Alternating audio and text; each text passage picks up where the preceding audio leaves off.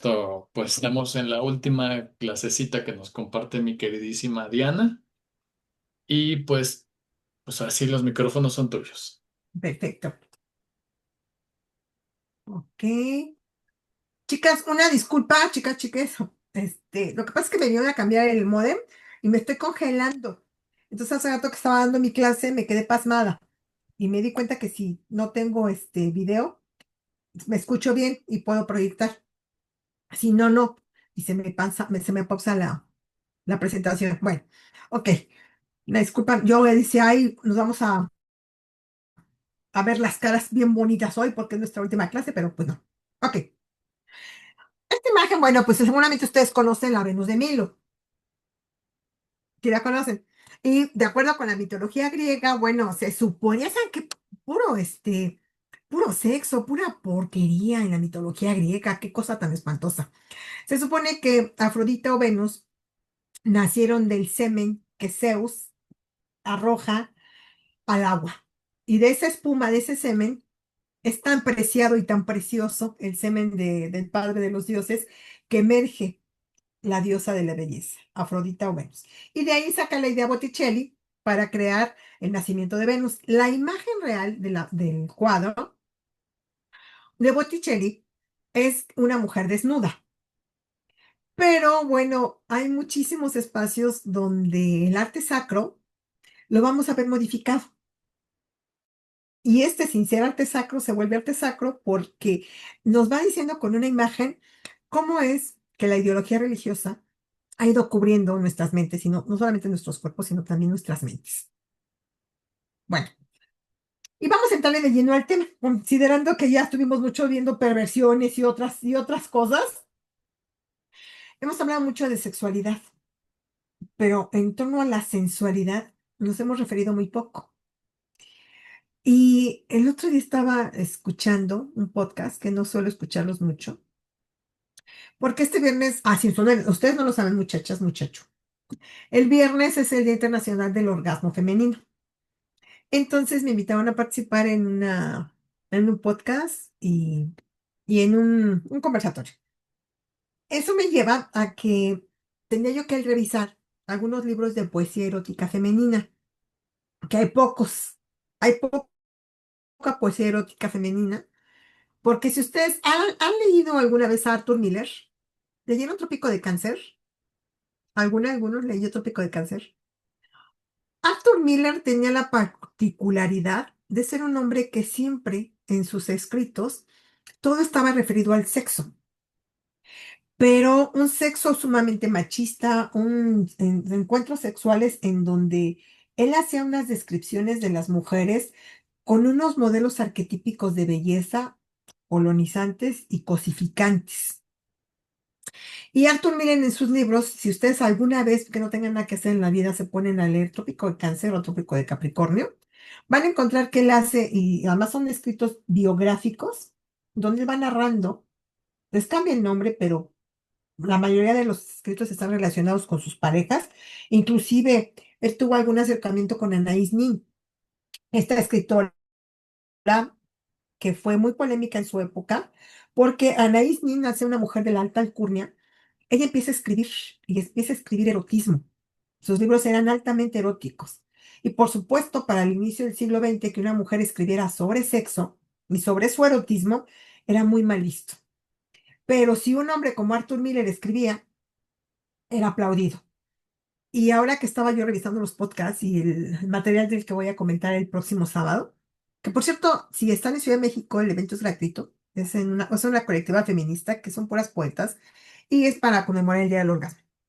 Y yo estaba revisando, contrastando algunos materiales de hombres y de mujeres en cuanto a poesía erótica, y la mayoría de los hombres, cuando hablan de la sexualidad, siempre está relacionado. Ay, Dulce, no me acuerdo, me lo mandaron. Si quieres, les comparto el link. Me lo mandaron para que yo lo revisara, para que tuviera una idea de las escritoras, porque son las escritoras que van a estar en el evento, y para que yo escuchara de sus voces y luego me mandaron ya el libro. Lo que yo encontré, que me preocupa un poco, es que las mujeres solemos ser como muy reiterativas cuando queremos expresar nuestro erotismo a través de las letras y nuestra sensualidad. Lo más contestatario que yo pude encontrar en ese libro fue que una de las poetas, que por supuesto es una mujer muy joven, le llame a miembro al pene. Y Arthur Miller le llama verga a su pene.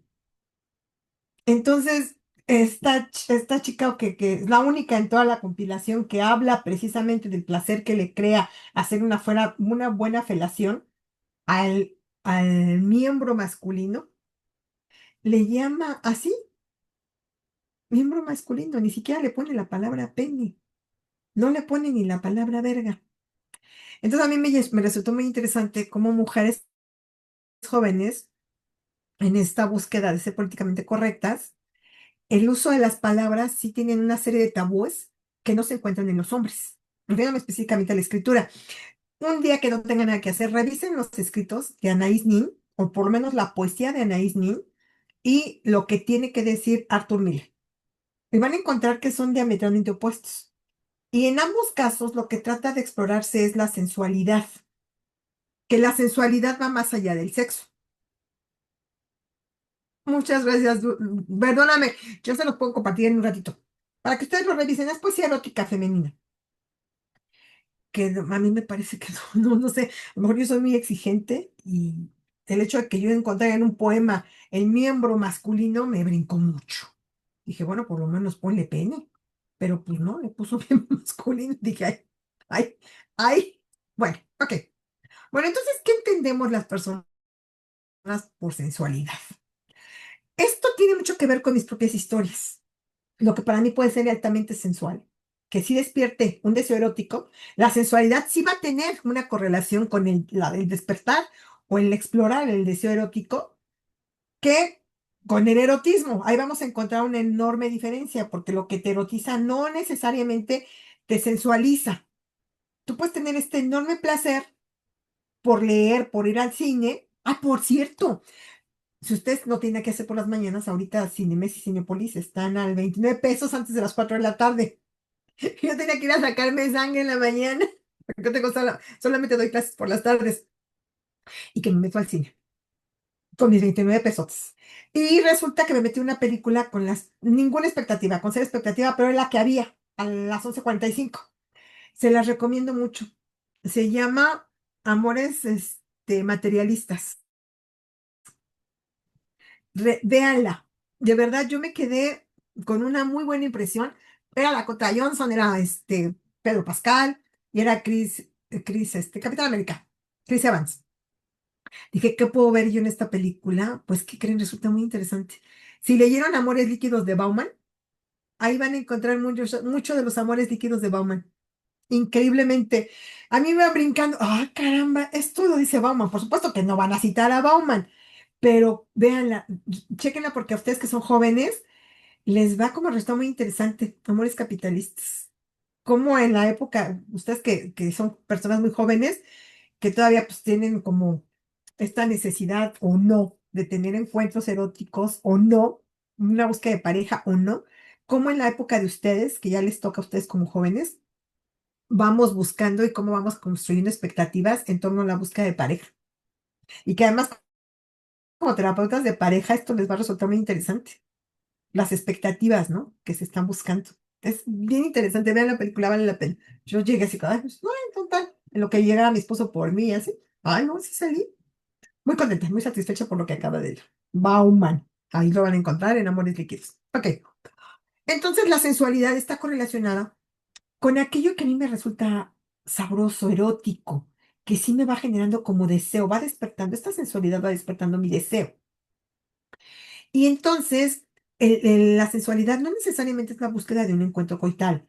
Tenemos que tener esta separación visual en donde el encuentro erótico no necesariamente va a ser un encuentro penetrativo que termine en coito. Las personas podemos tener encuentros íntimos, verdaderamente íntimos, sin tocarnos un pelo. Yo estaba escuchando en este podcast una chica que daba una experiencia que decía que había tenido el encuentro más erótico, más cachondo y más sensual de su vida cuando discutió por 4 horas sobre poesía del medievo con un chavo al que acababa de conocer. Ay, dije, bueno, es muy interesante escuchar esto en gentes jóvenes, Porque con todas las plataformas que hay de aplicaciones para ligue, pues de repente vamos cosificando los cuerpos, ¿no? Y vamos cosificando nuestro propio deseo. Estamos buscando la inmediatez de un placer que nos va a durar unos cuantos segundos. Y que tú te pongas a platicar con una persona y que esta persona despierte en ti un montón de sensaciones, eso a mí me parece verdaderamente sensual. Bueno, eso me parece a mí. Y esto recuerden que tiene que ver con la estructura de nosotras, cómo vamos viviendo nuestros propios constructos de nuestra visión sobre el erotismo, la sexualidad, el coito. Sin embargo, nuestros sentidos, cuando estamos buscando cuestiones que nos sensualicen y que nos despierten el deseo, sí vamos a encontrar algunos elementos interesantes. El olfato, por ejemplo, hay algunos experimentos que se han hecho que son bien interesantes sobre que si verdaderamente existen o no las feromonas. Y hay un experimento que se hizo a finales de los noventas, donde un grupo de biólogos de Harvard están apostando que el olor está muy correlacionado con el deseo sexual. Y para ello, les piden a un grupo, les muestra la pequeñita, a un grupo de 10 hombres, el criterio de inclusión era de 20 a 30 años, la raza indistinta, y un grupo de mujeres con este mismo criterio de inclusión. Entonces, a los chicos les piden que durante varias horas hagan ejercicio físico. El objetivo era que sudaran. Una vez que los chavos hacen ejercicio físico y sudan, les quitan las playeras que previamente ellos tenían de algodón para absorber el olor. Las meten en unos contenedores tapados. Y entonces, poco tiempo después, las chicas entran. Hay una cámara de Gesell. Y entonces las chicas entran y van a destapar cada una y volver a tapar los contenedores. Muchas van a decir, guau, me vomito, guácala. Y algunas van a decir, uy, qué olor tan rico. Y fue muy interesante el experimento porque efectivamente había mujeres que presentaban verdaderamente arcadas ante el olor y había mujeres que decían, qué olor tan extraordinariamente sensual, lo cual nos lleva a la historicidad de nuestra vida sexual y donde el olfato está involucrado. Imagínense que ustedes se citaron en algún espacio con un hombre que está guapísimo, que bueno, y resulta que les habla y le huele la boca como si tuviera algo, una ratita se le mueve adentro. Dices, güey, estaba guapísimo, pero le apeste el hocico. O les dio un beso esos de lengua donde les babean toda la cara. Y no, espérame, vuelvo a cartón. El olfato es fundamental en cualquier tipo de vínculo. Fundamental. Y sobre todo si estamos pretendiendo tener un encuentro donde esté involucrado el deseo, el olfato es indispensable. Las personas nos solemos. Por eso de repente vamos a ver parejas que son bastante extrañas, ¿no? Vamos a ver personas arquetípicamente muy atractivas y personas que no lo son tanto. Y diremos, bueno, ¿qué le vio? Y si no es su cartera la que le vio, entonces estamos considerando que a lo mejor es un tema ahí hormonal. De eso va la película del que les recomendaba hace un rato. ¿Cuánto costamos las personas? ¿Cuánto valemos por lo que tenemos? Está bien interesante. El oído. ¿Se acuerdan que cuando estábamos viendo las filias y las parafilias, yo les hablaba del lenguaje obsceno, del lenguaje oscuro y de la aerolalia? Bueno, hay sonidos, hay hombres que verdaderamente se estimulan muchísimo con los gemidos y gritos de sus parejas. Y hay hombres que nos van a poner la almohada y no, por favor, no grites que no estoy matando. Esto también en el encuentro erótico o coital, sí va a ser determinante, porque qué tal si tú estás le estás poniendo la arrastra de su vida y resulta que ella o él empiezan a gemir de una manera que dices, güey, se va a morir. ¿Qué está pasando aquí? Lo que para ella es parte, o para él, es parte de su erotismo, demostrar, y hay gente que emite sonidos verdaderamente guturales. A ti te asusta y no te resulta estimulante, pero por el contrario, va a haber hombres que inclusive se silencien para estar escuchando los gemidos de su pareja. Eso es bastante común. Hablábamos del Erolalia, ¿se acuerdan? Que en donde sí, en donde no, se vale decir, oye, me encanta tu vergota, oye, eres mi puta, pero si tú estás en ese contexto, y hubo consenso y hubo consentimiento y cuidado. Pero si tú sacas esas palabras del encuentro coital o erótico, esas palabras se pueden volver violentas y ser utilizadas para violentar. Entonces tenemos que tener siempre en cuenta que de qué manera se está utilizando el lenguaje y para qué. La vista. Y una de las cuestiones que tenemos que tener en cuenta es que aquí vamos a hacer un sesgo de género. Las mujeres no somos tan visuales como los hombres. Yo tengo muchos amigos gays, entonces me resulta muy divertido porque pues, vamos a ver de repente en algunos espacios, fuimos la semana pasada al teatro, y bueno, desfilaban unos muchachos guapísimos, ¿no? Una ya está roca, pero no ciega. Y entonces mientras yo les veía la cara, mis dos amigos gays que van conmigo les veían las nalgas. ¿Y la cara para qué, nena? Con que tenga buenas nalgas. Ay, no, es que la cara es muy expresiva. Mira sus ojos, yo les veía la cara y las manos. Estábamos en un restaurante esperando entrar al teatro. Y yo les veía la cara y sus manos, y cómo sonreían, los otros les veían las nalgas y a ver si podían observar un poco el paquete, ¿no? Decían, no, no cabe duda, las mujeres seguimos siendo menos visuales que los hombres. Entonces, bueno, a los hombres, por ejemplo, por eso resulta que los mayores consumidores, que no son el 100%, pero sí, el porcentaje siempre se decanta hacia los hombres, los mayores consumidores de pornografía son los hombres. Las mujeres sí consumimos pornografía, pero es un porcentaje mejor. Además, por todos los mitos y prejuicios en torno al tema, pues las mujeres no vamos a hablar abiertamente de que consumimos pornografía, porque la pornografía para nosotras está absolutamente tabuada. Pero a las mujeres también nos gusta la pornografía, no en el mismo nivel que los hombres. Pero si observamos y de repente vemos algo que nos gusta, no es que nos guste ver fotografías de hombres desnudos, más bien que nos gusta ver de repente el acto sexual explícito, verlo, pero no lo vamos a confesar. El tacto. Hombres y mujeres tenemos el órgano más grande del cuerpo humano, es la piel. Y tenemos un montón de terminaciones nerviosas en diferentes partes del cuerpo. Entonces, el tacto de repente es algo que vamos dejando de lado, porque estamos absolutamente genitalizadas y genitalizados.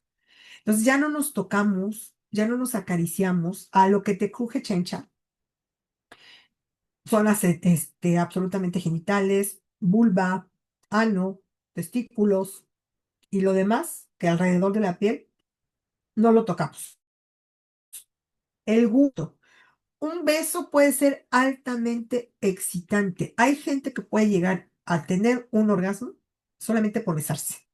Y si es un fenómeno real, por la cantidad de neurotransmisores que se destruyen en cada beso. Claro, un buen beso con alguien que le huela rico la boca, que te guste, que no te apeste tu cara, así como si te hubieran puesto cartulina o a cartón mojado. Un beso sabroso, besos ricos. Porque además el beso puede ser también algo sumamente íntimo, más allá del coito. Un beso muy íntimo, muy buen dado, muy apasionado, no babeador, puede ser muy intenso. Bueno, otra vez me cuesta trabajo separar.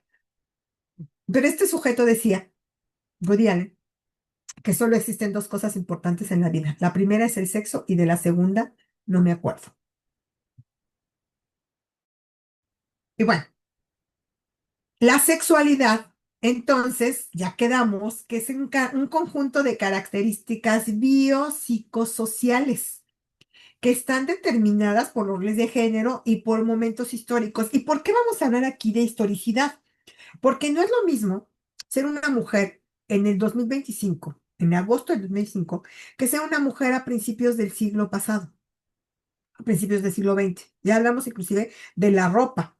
La ropa también comentábamos, que me parece que fue en la primera clase o en la segunda, que las sufragistas iban a hacer toda su protesta encorsetadas, con la ropa cubierta, que les cubría el cuello y hasta los tobillos, y muchas con los carritos de sus bebés.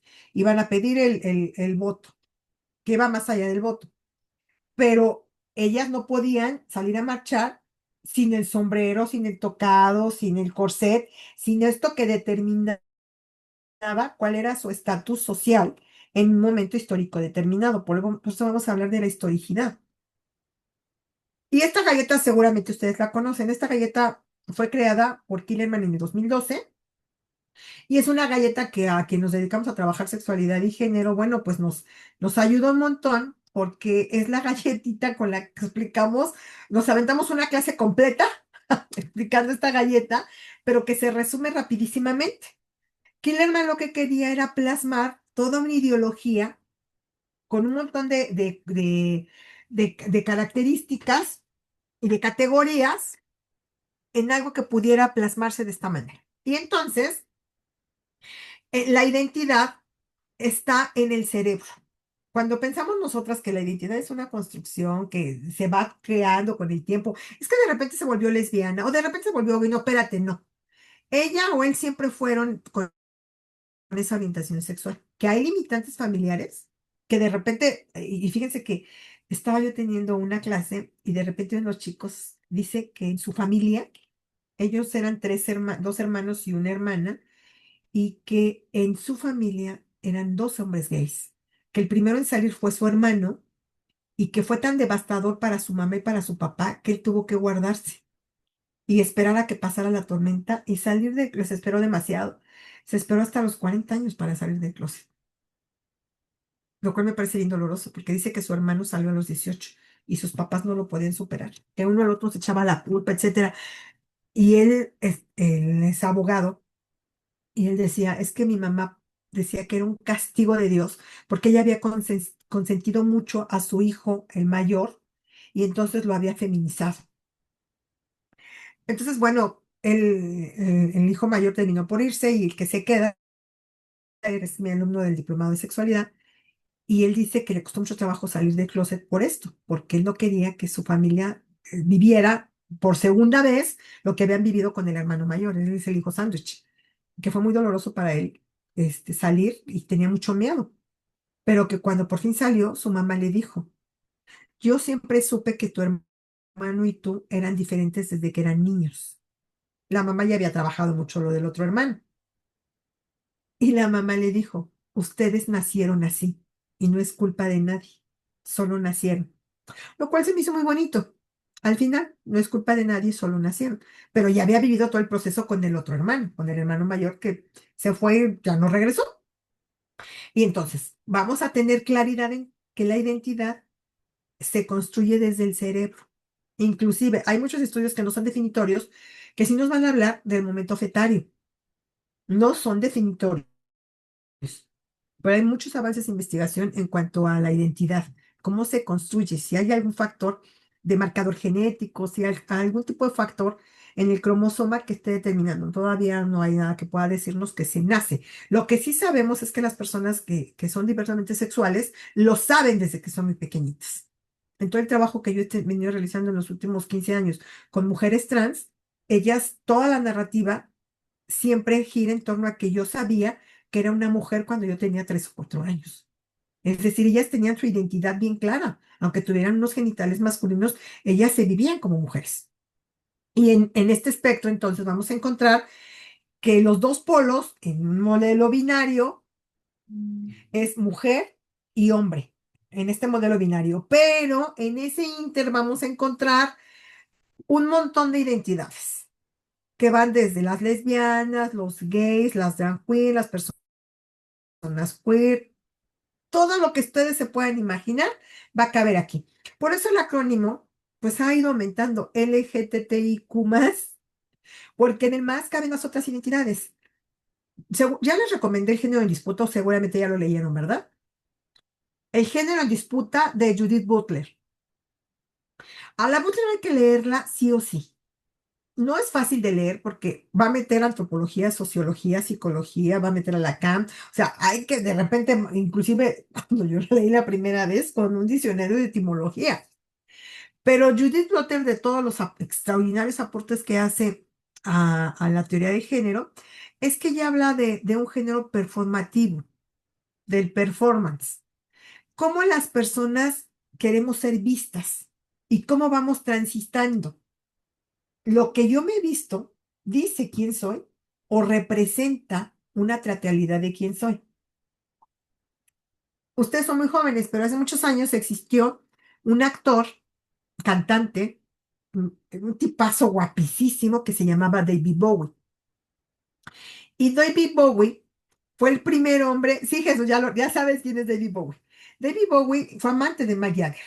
Él era bisexual y él no lo negaba y tenía un alter ego que era una mujer. Y él salía maquillado y de repente podía salir súper masculino y en otra película te salía hiper femenino. Entonces él jugaba mucho con el género, porque él decía que el género era una construcción. Mucho antes de que tuviéramos estas teorías, él ya entendía que él podía deconstruirse y volverse a armar. Revisen de repente la filmografía de David Bowie, por supuesto, su calidad como cantante y escritor. Tienen una canción en colaboración, él y, ay, el vocalista de Queen, que también se supone que por ahí tuvieron también algo, Freddie Mercury, que está buenísima. Esa la hicieron estando drogados. Una colaboración que habla sobre cómo la sociedad nos estresa. Es una colaboración estupenda de ellos. Se llama la canción. Ay, no recuerdo. Ven como ya tengo Alzheimer juvenil. Pero tienen una colaboración maravillosa. Y ellos tenían como una postura, Freddie Mercury y David Bowie, en cuanto a que lo que tiene que ver con lo que las personas están leyendo de ti no necesariamente es lo real. Entonces, bueno, aquí nos va a caber mucho porque lo que habla Judith Butler de el performance era efectivamente lo que David Bowie empieza a hacer en los 60 y que fue revolucionario a decir basta, un hombre inglés, blanco, que por cierto, él tenía heterocromía, tenía un ojo azul y tenía un ojo como gris. Por un accidente que sufrió de niño tenía heterocromía. Y él jugaba mucho con el género. Él fue el primero en poner, dijera Butler, el género en disputa. Y cuando hablamos de orientación, ahí sí ya vamos a ir hablando, la orientación está puesta en de quién me enamoro, quién me gusta, quién me genera emociones. Por eso en la galleta vamos a encontrar que la orientación es el corazón. ¿De qué me enamoro? ¿De una mujer, de un hombre, de ambos, de la persona? Que esto tiene mucho que ver con la pansexualidad, por ejemplo, o lo que ahora pues ya está más no binarias, no binarios, que decimos los que yo me he visto como yo quiero y la mayoría de las personas no binarias están vestidas muy andróginas. No quieren hacer un performance ni de mujer ni hombres, entonces se utilizan. Hay una campaña que se hizo desde los ochentas, ustedes no habían nacido, pero en los ochentas la marca de Benetton jugaba mucho con el género. Era una marca muy revolucionaria porque mostraba modelos andróginos. Tú no sabías si quien estaba modelando la marca era un hombre o una mujer. Y la ropa de Benetton era sumamente andrógina. ¿Y por qué me enamoro? Tengo una amiga que le tengo mucho cariño, es una mujer trans ya mayor, tiene casi 70 años, y ella me decía que no podía entender cómo es que una mujer trans fuera lesbiana. Diana, yo soy una mujer trans sin armonización genital, ¿eh? Pero yo era una mujer transexual. Y me decía, es que yo no puedo entender cómo es que una mujer trans le gusta a otra mujer. A una mujer trans era muy complicado entender la diversidad en su propio contexto. Como ella era heterosexual, ella creía que todas las mujeres trans tenían que ser heterosexuales, es decir, se iban a enamorar de hombres. Y no, por supuesto que no. La riqueza de la diversidad es que inclusive siendo de la diversidad, eres diversa y puedes ser un hombre trans que se va a enamorar de una mujer hetero, un hombre trans que le gustan los hombres, un hombre trans gay, una mujer trans lesbiana. Tengo una amiga que quiero muchísimo, que es una mujer trans bisexual. Entonces, esa parte yo sé que es complicada. Por eso es súper importante que nosotras tengamos la mente súper abierta en las cuestiones que tienen que ver con la diversidad sexual. Porque muchísimas veces el acercamiento a la terapia de pareja o de familia está relacionado con temas que involucran la sexualidad. Muchísimas veces, más de las que ustedes se puedan imaginar. El sexo biológico es aquello que nos asignan al nacer. Y el término correcto es así, el sexo asignado al nacer. Y les explico por qué. Si ustedes ven los genitales de un niño o una niña, bueno, pongámoslo más cercano. Usted tiene una amiga, un amigo que va a ser mamá, que va a ser papá. Para comprar el regalito, ustedes preguntan qué es. Y con base en lo que les dijeron, con base en la genitalidad explícita de este bebé, ustedes ya saben si regalan algo azul o algo rosa. Eso es lo que las personas solemos hacer. Cuando el bebé nace, lo primero que se ve es los genitales. Pero en este país nacen un montón de infancias que tienen hiperplasia suprarrenal congénita. La hiperplasia suprarrenal congénita es lo que llamaríamos comúnmente niños andróginos, que nacen con una sexualidad ambigua, con un clítoris muy crecido que parece un pene y que es disfuncional como pene, o con órganos que pudieran simular no terminaron de abrirse los labios mayores y pareciera una vulva, unos testículos. Esta es una cuestión genética. En México nacen muchos niños en esta condición, pero los pediatras deciden qué sexo se les va a asignar, lo cual en México sigue siendo barbarísimo, porque en Estados Unidos desde hace más de 35 años hay una corriente que permite que las infancias que nacieron con la sexualidad ambigua por esta cuestión genética lo decidan en la adultez, con qué sexo se van a identificar. Este es todo un tema que es, inclusive que cruza la ética y que cruza la medicina y que cruza un montón de aspectos, no solamente familiares, sino sociales y políticos. Bueno, y con base en lo que nos dicen que somos al nacer, de esa manera nos van a vestir, de esa manera nos van a tratar y de esa manera nos van a nombrar.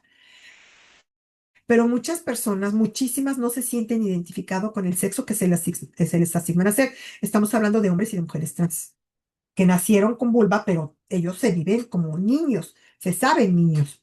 Mujeres trans que nacieron con pene, pero se saben mujeres. Pero se les asignó ese sexo, se les asignó ese nombre y ese trato por el sexo biológico. Es una mirada absolutamente biologicista, con carácter biomédico. Y la orientación sexual, ahí vamos a ver con quién me voy a involucrar yo. Sí, con una persona heterosexual, bisexual, asexual, homosexual, pansexual. ¿Qué me gusta? ¿Con quién me gusta? ¿Me gustan los dos? ¿Me gusta uno? ¿Me gustan varios? Yo tengo amigos que tienen triadas o cuartetos y se la viven súper a gusto. Y la expresión de género está correlacionado a cómo quiero ser vista. Si tú ves a alguien que su fenotipo es masculino, porque tiene la voz gruesa, porque tiene la manzana de Adán, porque tiene manos grandes, etcétera, pero la ves vestida de mujer, lo correcto es preguntarle, ¿me quieres decir cómo debo llamarte? Eso es lo correcto. No nos quita más que un par de segundos preguntarle, porque muchas personas trans no se hormonizan y aún así se viven como mujeres. Deciden no hormonizarse porque la hormonización tiene riesgos, por supuesto. La hormonización está correlacionada con un montón de tipos de cáncer. Entonces, por eso el acompañamiento endocrinológico es fundamental. ¿Ok? Bueno, ustedes ven entonces la bandera. La sacamos en junio y luego otra parte de julio y ahorita yo también en agosto porque tengo dos marchas. Pero la bandera, cada color representa algo. El sexo biológico, el rojo, el género, el naranja, la identidad de género, el amarillo, la expresión de género, el verde y la orientación sexual, el azul. Esto es lo que significa la bandera del arco iris. Y entonces, el sexo biológico es de lo que ya hablábamos, el género es una construcción social, la identidad de género es la vivencia o la experiencia del cuerpo vivido, como dicen nuestros queridos sociólogos y antropólogos. La expresión de género es esto que le decían, cómo me he visto, para qué me he visto, cómo quiero ser mirada. Y la orientación sexual, la atracción física, emocional o erótica. Y en este enorme abanico vamos a encontrar siempre esta categoría que tiene que ver con el prejuicio. Ya les recomendé, sí, ¿verdad? El estigma de Goffman. El estigma o la identidad deteriorada de Stigmund Bachmann. Estigma o la identidad deteriorada de Bachmann. Bachmann en este libro es un libro chiquitito y lo encuentran gratuito en PDF en Google, porque es un libro de los 60, pero les prometo que está tan vigente, salvo algo del lenguaje, que sí es como muy de su época, sigue muy vigente, porque Gottman va hablando del estigma por la diferencia. El estigma es esta categoría que te diferencia de las otras personas por algo que tú tienes en particular. Y aborda mucho el, tiempo el concepto de prejuicio. ¿Por qué prejuzgamos? Prejuicio significa prejuzgar. Entonces, prejuzgamos aquello que no conocemos o de aquello de lo que tenemos un imaginario colectivo y que entonces, por ejemplo, antes de los 90, que desapareciera la categoría de enfermedad mental de la homosexualidad, la homosexualidad era completamente relacionada con estadios de locura o inclusive esquizofrénicos. Y eran personas que vivían de una manera terriblemente dolorosa su orientación, su expresión o su identidad sexual. Y entonces había un prejuicio, sobre todo muy exacerbado durante la Segunda Guerra Mundial, porque ustedes recordarán que el gran señor del bigotito loco, él hizo una racia absoluta. Él era un homofóbico terrible, igual que el Che, por cierto, que el Che Guevara y que Fidel. Eran personas sumamente homofóbicas y uno de los primeros microgenocidios, si se le puede llamar micro, fue al interior de la CSS. Hitler mandó a espiar desde la CSS a sus comandantes, a sus soldados de la policía de la CSS y a los que eran homosexuales, no los mandaban a juicio, no los mandaban a ninguna cárcel, los asesinaban. E- Entonces, el estigma de la homosexualidad en la Segunda Guerra Mundial está muy marcado. Y también, por supuesto, que esto llega a América y hay un marcaje social muy, muy fuerte en torno a la locura, cuando sabemos que históricamente la homosexualidad en las Fuerzas Armadas es una práctica bastante común. Sin embargo, el prejuicio predominaba más, porque no solamente debe ser hombre, sino parecer hombre. Y entonces hay una generalización en torno a las características. Yo tengo muchos amigos gays que son absolutamente masculinos, bigotones, grandotes, peludos, así que testosterona para acá y testosterona para allá, y dales 2 tequilas y son más femeninos que yo. Sin embargo, la proyección hacia afuera es que son muy masculinos y tengo amigas hiperfemeninas que son bien lesbianas. Entonces, el prejuicio a que todas las lesbianas tienen que ser tomboy y todos los homosexuales tienen que ser muy feminizados es una absoluta creencia basada en estereotipos y en estereotipos de género que en nuestro México están relacionados con una masculinidad bastante tóxica. Bueno, ya vimos lo que es el sexo biológico, el rol de género. Ustedes ya lo vieron mucho, ¿verdad? ¿Ya vieron roles de género, Jesús? Acá nosotros en este espacio, Ajá. tengo entendido que de inicio tuvimos en la primera un repaso de los conceptos. Ah, ok, muy bien, muy bien. Entonces no voy a meter mucho acá. Ok. Bueno, entonces nos queda muy claro. Y acá les pongo, cuando yo era niña, en los 70, ustedes no habían nacido, eran proyecto en los testículos de su papá. Pero yo era, y ella era niña en los 70. Y cuando yo era niña teníamos una forma de jugar. Había muñequitas, había unos cuadernitos de muñequitas de papel recortables. Y había muñequitas y muñequitos. Entonces, por eso les pongo esta imagen, porque nosotras vestíamos a las muñequitas y a los muñequitos. Y yo vestía a mis muñequitos a veces con falda, porque me daba mucha risa ver la cara de mi hermano, que lo obligaba a jugar conmigo, por cierto, cuando yo le ponía las muñequitas vestidas de mujer, a los muñequitos, porque eran niños y niñas. Ya no sé si existan, pero en mi época de infancia jugábamos con muñequitas de papel a las que recortábamos. Por eso les pongo esta imagen. Todo esto son características que tienen mucho que ver con lo social, con lo político. Vamos viendo cómo aquí yo les muestro una imagen que es absolutamente andrógina y ustedes le van a ir poniendo lo que consideren para feminizarla o para masculinizarla. Ustedes deciden. Y estas decisiones es un ejercicio que yo hago mucho con doy talleres, porque nosotros vamos decidiendo de manera casi automática cómo vamos a vestir o cómo le vamos a designar a la persona, porque la persona la figura que yo les pongo tiene que tener un nombre.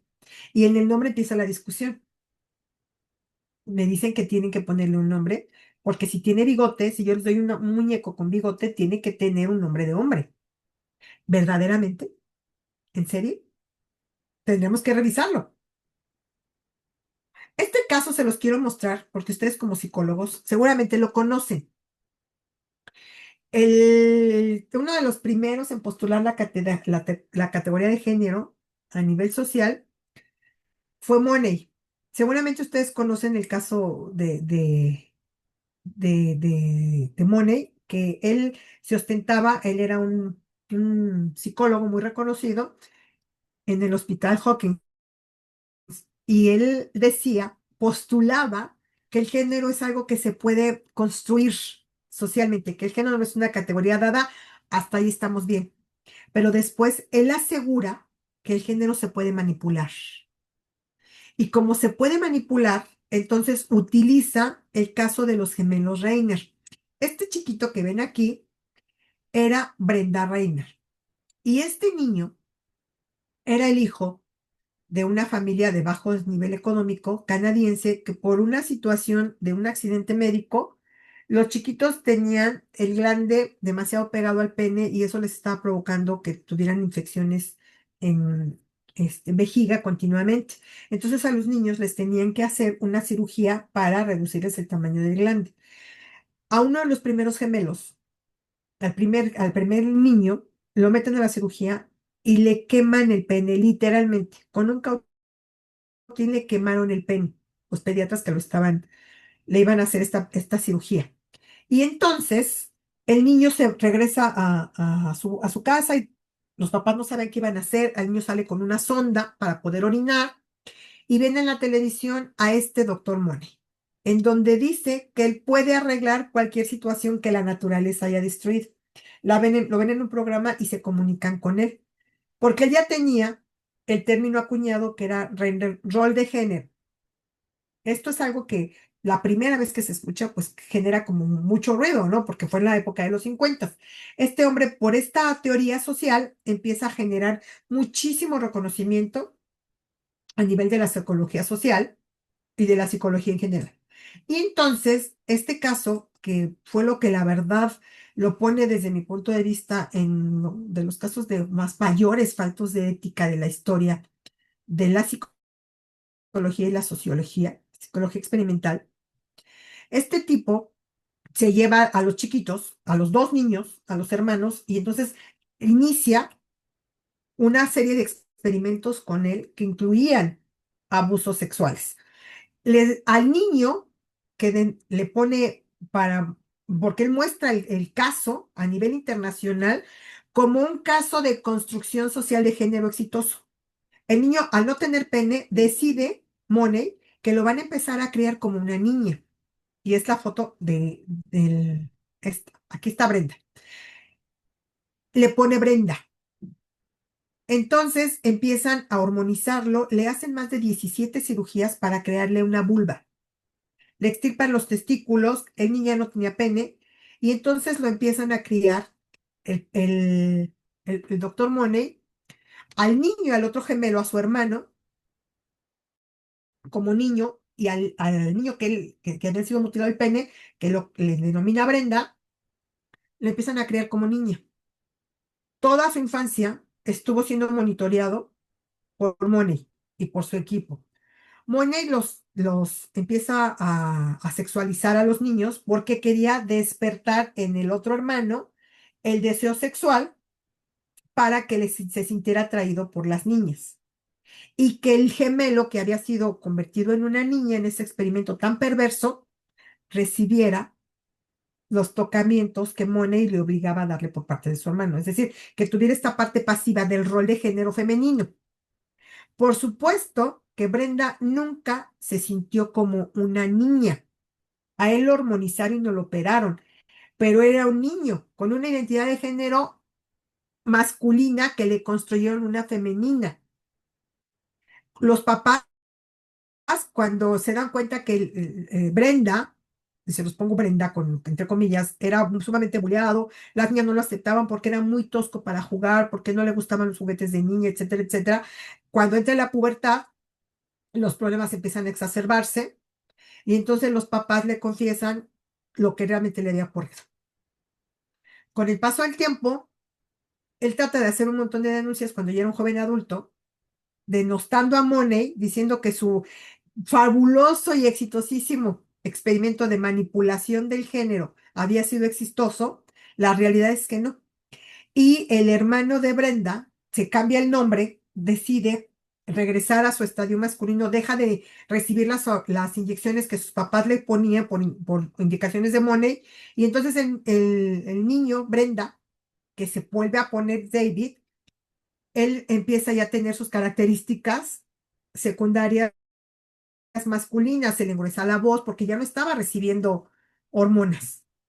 Entonces, él empieza un trabajo exhaustivo de regresar a la masculinidad, trata de que denuncia su caso, le ponen una prótesis peniana, se casa con una mujer que ya tenía 2 hijos, no resulta, él viene en una depresión crónica y su otro hermano, que tenía síndrome del sobreviviente, que también había sido expuesto, no de manera tan brutal, pero sí de una manera muy violenta, a los experimentos de Money, su hermano se suicida. Tiempo después, David Rainey también se suicida. Y es un caso paradigmático en la historia, porque por más que trataba de denunciarlo, Money sigue siendo reconocido como el precursor de la teoría de género. Y este caso de los gemelos Reiner nunca, jamás llegó a la justicia. Jamás. Ok, bueno, es que sí, yo siempre que hablo de Money me enojo tanto, me enojo mucho, mucho, mucho. Ok, bueno, y en todo esto vamos a encontrar el amor romántico. ¿Y por qué vamos a meter aquí el amor romántico? Porque el amor romántico también es una categoría, y una categoría social que nos ha sido impuesta de manera mediática, de manera familiar, de manera histórica, de manera política.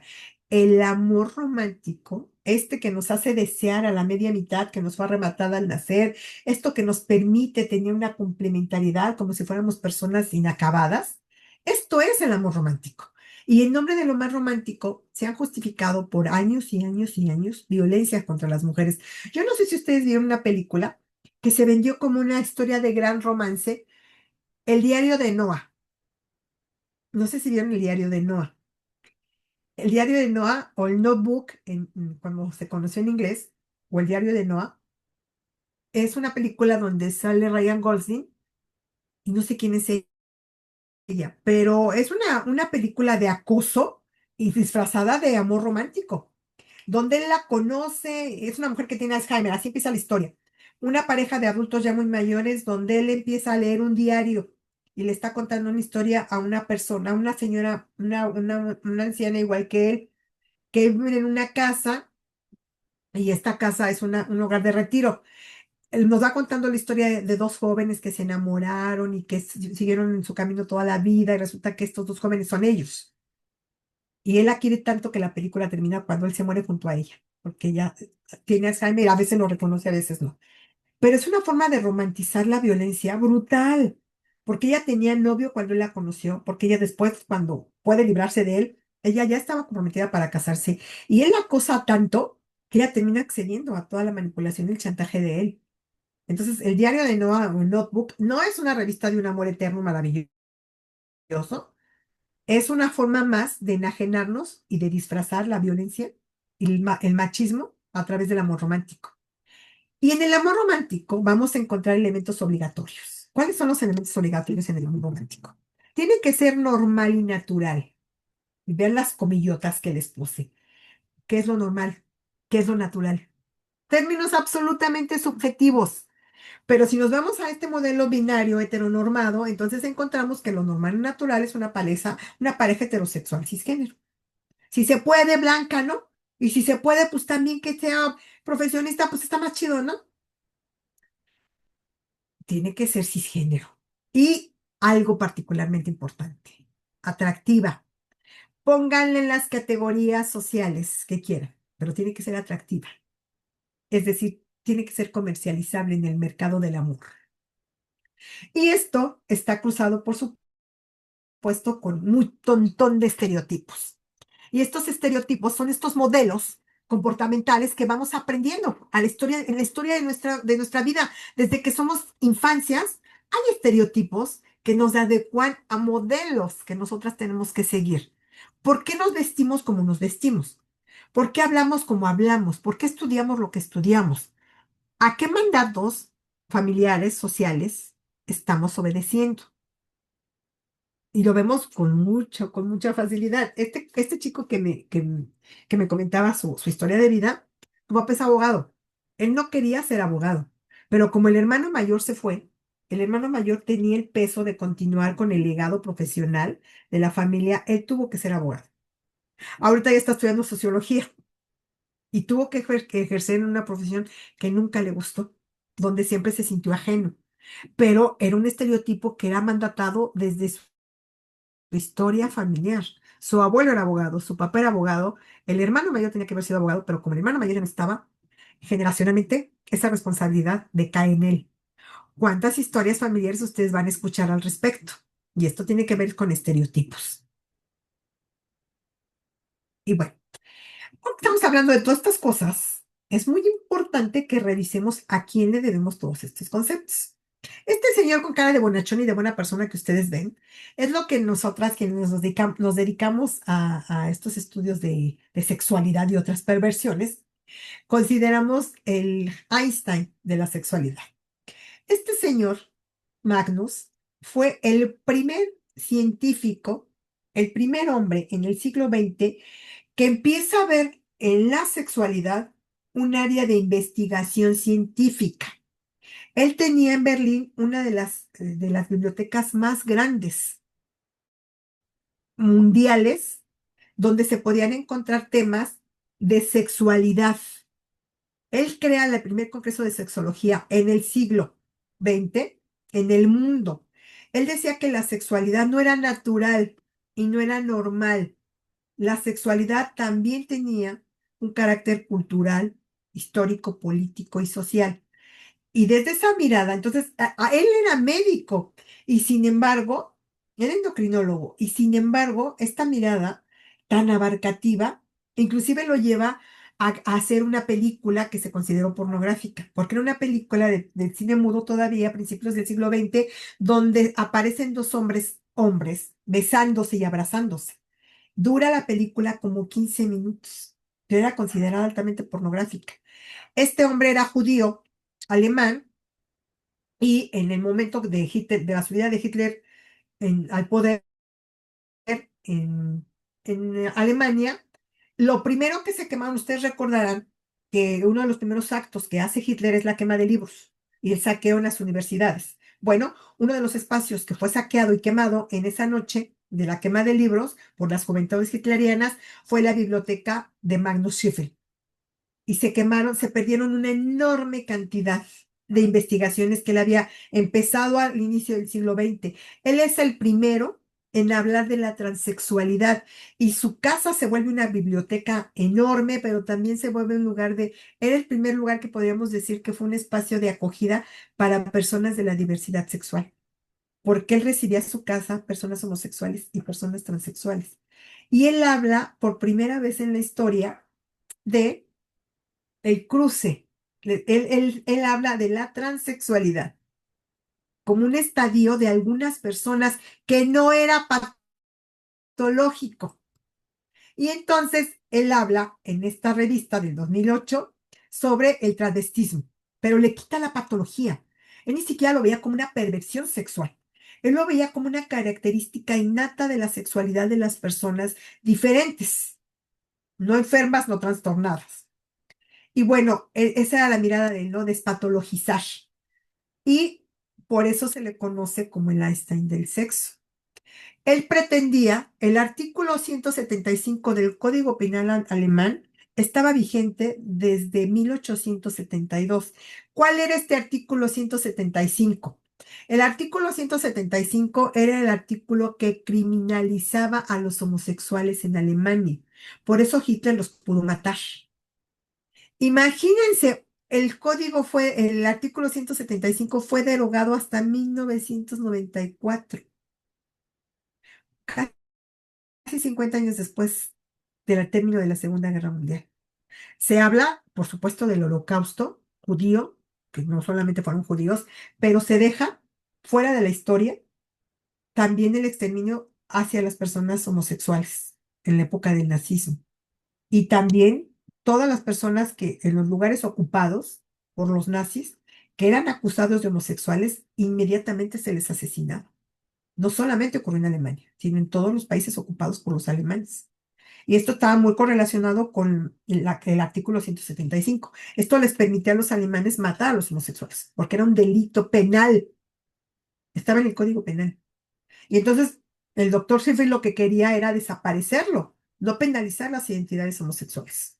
Este es uno de los primeros libros que tiene este maravilloso hombre que nos va a hablar del transvestismo.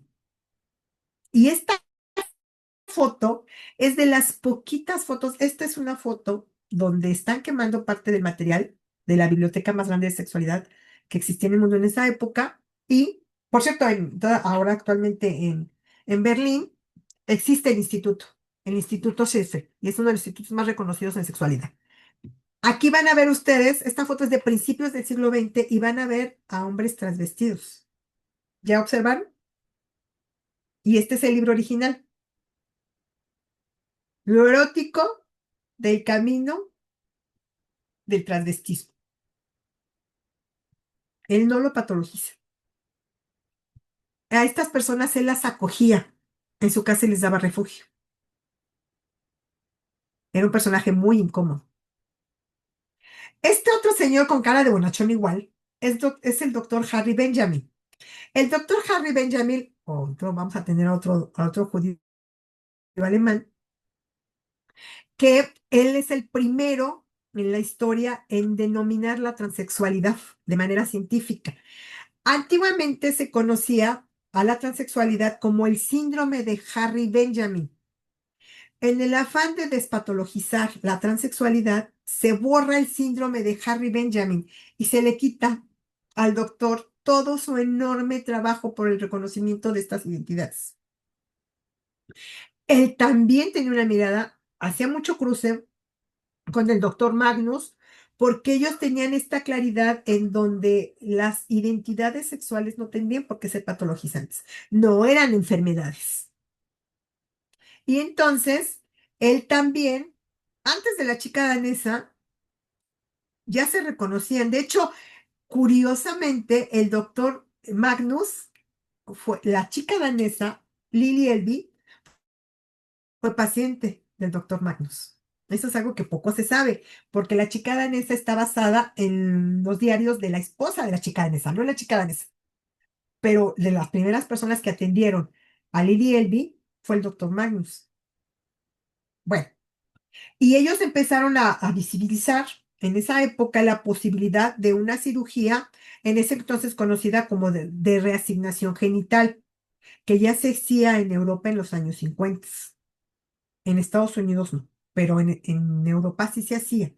Estas cirugías empezaron temprano y todo fue por el trabajo que hicieron estos hombres.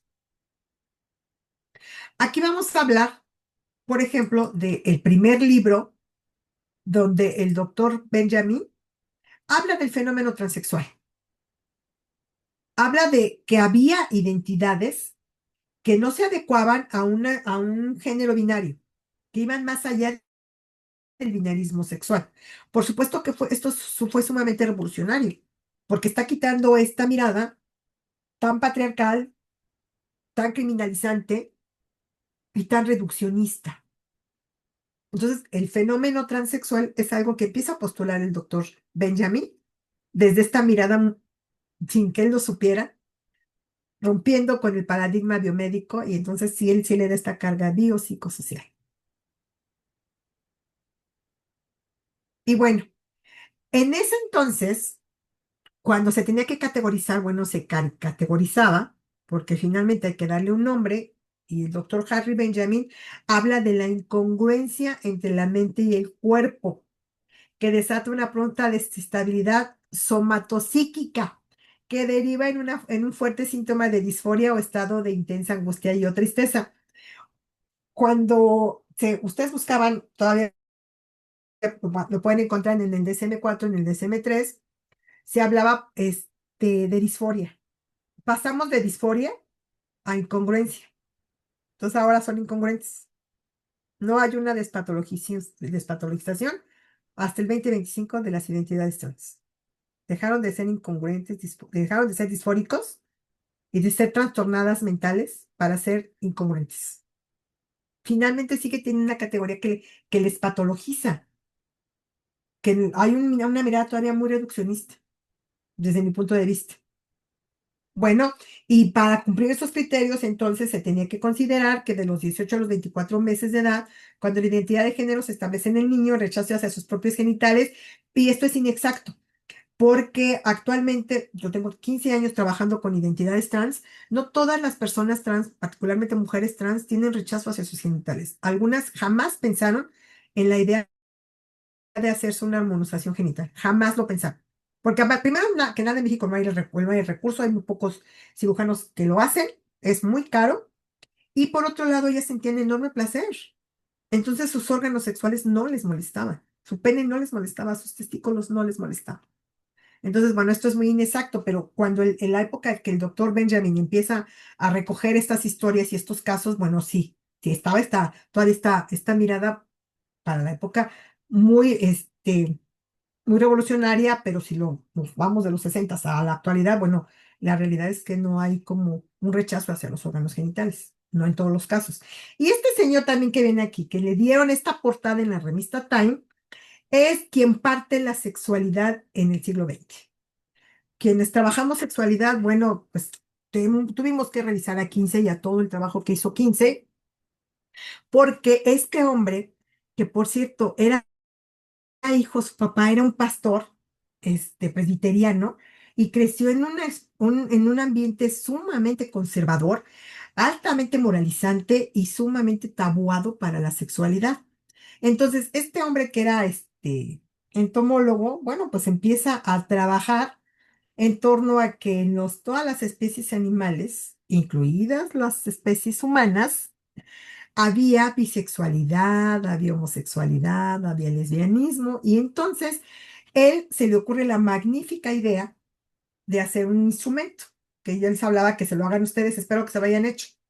Si no se lo han hecho, háganselo, bájense de Google la escala de 15 y prean si son 100% hetero, 100% gays, hágansela. Yo salí como en un 80 hetero, o sea, tengo mi 20% lésbico.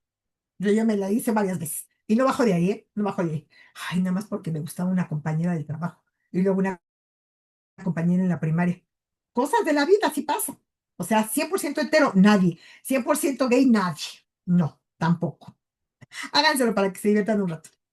Bueno, este es el informe 15, que fue un informe sumamente polémico en su época, pero muy interesante, porque, bueno, si lo vemos con esta mirada, nosotras muy ortodoxa, vamos a ver que el instrumento, yo tengo una copia de los años 70 que no saben cómo la cuido. Y el instrumento era muy largo, tenía una enorme cantidad de preguntas, pero tenía muy poco rigor científico, por la construcción de las preguntas, por la forma en que se fueron recopilando, etcétera, etcétera, etcétera. Sin embargo, lo que sí puso en claro es que los hombres heterosexuales tenían prácticas homosexuales, los hombres heterosexuales podían tener prácticas pedófilas, los hombres heterosexuales no eran tan heterosexuales. Esto fue muy, pero muy paradigmático en su momento y entonces obtiene el dinero de la Fundación Rockefeller, pero para el pobre 15 es cuando la revista Time le hace su portada y era el rockstar de la sexualidad, pero pobre de él cuando hizo el informe del comportamiento sexual de la mujer. Se lo acabaron. Se le acabó el dinero, se le acabó todo. Es lo que yo les comentaba hace un momento, ¿no? El informe en realidad tiene muchos sesgos. Si lo vemos a 70 años de distancia, vamos a encontrar que sí hay muchos sesgos. Sin embargo, este documento, bueno, sienta las bases en lo que sería la sexología como ciencia en los años posteriores. Y bueno, pues De acuerdo a todos los datos que pudo recopilar 15, hay historias de vida de 6.300 hombres y 5.940 mujeres. Uno de los investigadores directos también había sido Kinsey. Kinsey no solamente se quedó a hacer el tratamiento de la información, Kinsey también entrevistó porque él quería estar en campo. Y eso también lo hace interesante el estudio. Él no mandó a su plantilla de encuestadores, él lo hizo también. Estas fotografías nos van a hablar del equipo de Kinsey. Aquí van a ver el equipo completo, en donde, por cierto, estaba incluida su esposa. Y él había permanecido célibe hasta casi los 40 años. Él se casó porque tenía esta obligatoriedad religiosa de casarse célibe y virgen. Y entonces cuando él empieza a estudiar los diferentes comportamientos sexuales, se dan cuenta que él como hombre podía tener un montón de prácticas sexuales que le habían sido absolutamente prohibidas en su adolescencia y en su juventud adulta. Y entonces cuenta la leyenda que entre el equipo de 15 se hacían unas orgías muy interesantes, pero esa es leyenda, no sabemos porque no estuvimos ahí. Está interesante. Este es el informe 15. La prueba de lo que posteriormente salió del informe de los dos es la escala 15 y es esta. Ustedes van a irse midiendo y van a ver si somos exclusivamente heterosexuales, predominantemente heterosexuales y solo incidentalmente homosexual. Te pasó lo que tu mamá también, te tomaste unos tequilas, viste que tu compadre tenía una buena nalga, tu compañero de la escuela. Bueno, pasó. Predominantemente heterosexual y con experiencias homosexuales más que incidentales, igualmente heterosexual que homosexual, predominantemente homosexual y con experiencias heterosexuales más que incidentales, predominantemente homosexual y solo incidentalmente heterosexual y exclusivamente homosexual. Nadie va a llegar a exclusivamente homosexual, ¿eh? O sea, de la gente que yo conozco que lo ha hecho con honestidad, nadie ha llegado al exclusivamente homosexual, porque tuvieron en algún momento de su historia algún romancito por ahí con una niña. Esto que dijo 15 fue muy polémico, porque aquí está legitimando el abuso sexual. El único acto sexual no natural es aquel que no puede llevarse a cabo. Él, al recoger historias, tanto de mujeres como de hombres, encuentra casos de incesto, encuentra casos de pedofilia, encuentra casos inclusive de esclavitud sexual, no los denuncia. Por eso, bueno, también fue de las polémicas que lo acompañó toda su vida. Y después le quitan el financiamiento porque él empieza a dar declaraciones donde él normalizaba cualquier conducta sexual. Y tenemos que entender que el abuso sexual infantil no es una conducta normal, que la esclavitud sexual no es una conducta normal, que la violencia sexual no es normal, pero él lo legitimiza desde donde que dice que el sexo es un instinto que los hombres, particularmente los hombres y también las mujeres, no pueden contener. Y él después fue denostado por estas y muchas otras declaraciones que empezó a dar, ¿no? Porque él omitió los casos que encontró de abuso sexual infantil y de incesto y de pedofilia. Y estos otros, esta pareja que se casaron y después se divorciaron, fíjense, fue un escandalazo que se divorciaran, ellos fueron colaboradores, ellos son Master y Master y Johnson retoman a finales de los años 50, primeramente Master y luego se suma Virginia Johnson, que por cierto era trabajadora social, después hemos visto investigadora y sexóloga. Él empieza, como era un ginecólogo, biólogo de la reproducción, por cierto, también en una universidad muy prestigiosa, él era un hombre muy reconocido porque era de los primeros biólogos de la reproducción. De hecho, a él se le asume que las primeras cámaras intravaginales se empezaron a utilizar por él. Los primeros ultrasonidos los empezó a utilizar él. Como ginecólogo tenía, y sobre todo en la universidad donde trabajaba, bueno, pues tenía todo el financiamiento que necesitaba, pero él de manera bastante underground, él tenía mucha curiosidad, lea, por supuesto, lea 15 y dice, bueno, él nos está hablando que existen estas conductas, pero ¿qué pasa con el cuerpo por dentro cuando las personas te están teniendo coito? Y le inicia una serie de investigaciones con cero rigor científico porque contrata a una trabajadora sexual para que le permita, en todo el ánimo voyerista, ir recogiendo las expresiones faciales que las personas tenían en el momento del coito. Él inicia de esta manera. Poco a poco y sumando a Virginia Johnson se va sistematizando el trabajo y se va haciendo un trabajo con el rigor científico que requería, con voluntarios y voluntarias en un laboratorio, con mediciones del ritmo cardíaco, de la temperatura basal, con un montón de mediciones fisiológicas para identificar cuáles eran los cambios en el cuerpo que ocurrían en el momento del coito. Y a partir de eso, ellos empiezan a observar actos sexuales voluntarios en su laboratorio con cámara de Gesell, ya con toda la instrumentación que se requiere para estudios científicos bien fundamentados. Y con base en todo esto que ellos encontraron, escriben un libro que les costó muchísimo trabajo que fuera aceptado y que fuera publicado. El libro se llamó La respuesta sexual humana. Y entonces ellos definen que durante el acto sexual todas las personas vamos a tener un montón de cambios bioquímicos en el cuerpo, fisiológicos también. Y entonces ellos hablan de 4 fases: fase del deseo, fase de excitación, fase de orgasmo y la fase de resolución. Este es el primer modelo que se conoce de la respuesta sexual humana con base en los estudios de Master y Johnson. Pero después van surgiendo otros modelos, pero siempre con base en el modelo de las 4 fases de la respuesta sexual humana. Esta mujer, que es una mujer maravillosa. De hecho, la película de su vida estuvo muchos años en Netflix, la bajaron hace como 2 años, que se llamaba así la película El arte de amar, la vida de Mikaela Wisłocka. Era una mujer polaca, era una mujer también científica. Ella quiso estudiar ginecología, terminó con muchos problemas porque ella era parte de la Polonia socialista y ella era una mujer anorgásmica. Entonces, ella retoma como pudo algunos de los estudios cuando estaba estudiando medicina de Master y Johnson y dice, bueno, pero ¿qué pasa con el orgasmo femenino? Y entonces ella escribe un libro en donde les enseña a las mujeres cómo masturbarse. Este libro fue absolutamente revolucionario y se empezó a vender, a salir de Polonia en fotocopias. Así como ocurría en la época de que se vendían de esa manera en el mercado, literal en el mercado, los escritos del Marqués de Sade, esto empezó a pasar con el libro del arte de amar, de Michalina.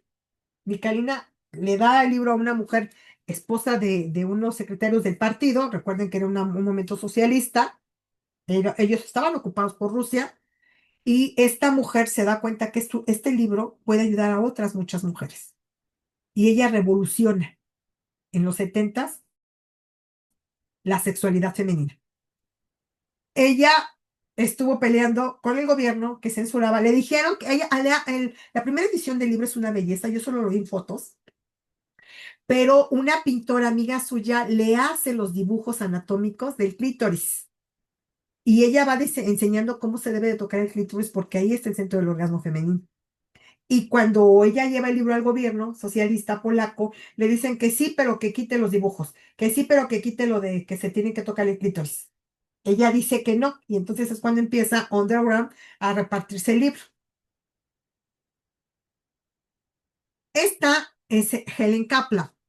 Helen Kaplan, también de la escuela de Master y Johnson, ella crea el modelo trifásico de la respuesta sexual.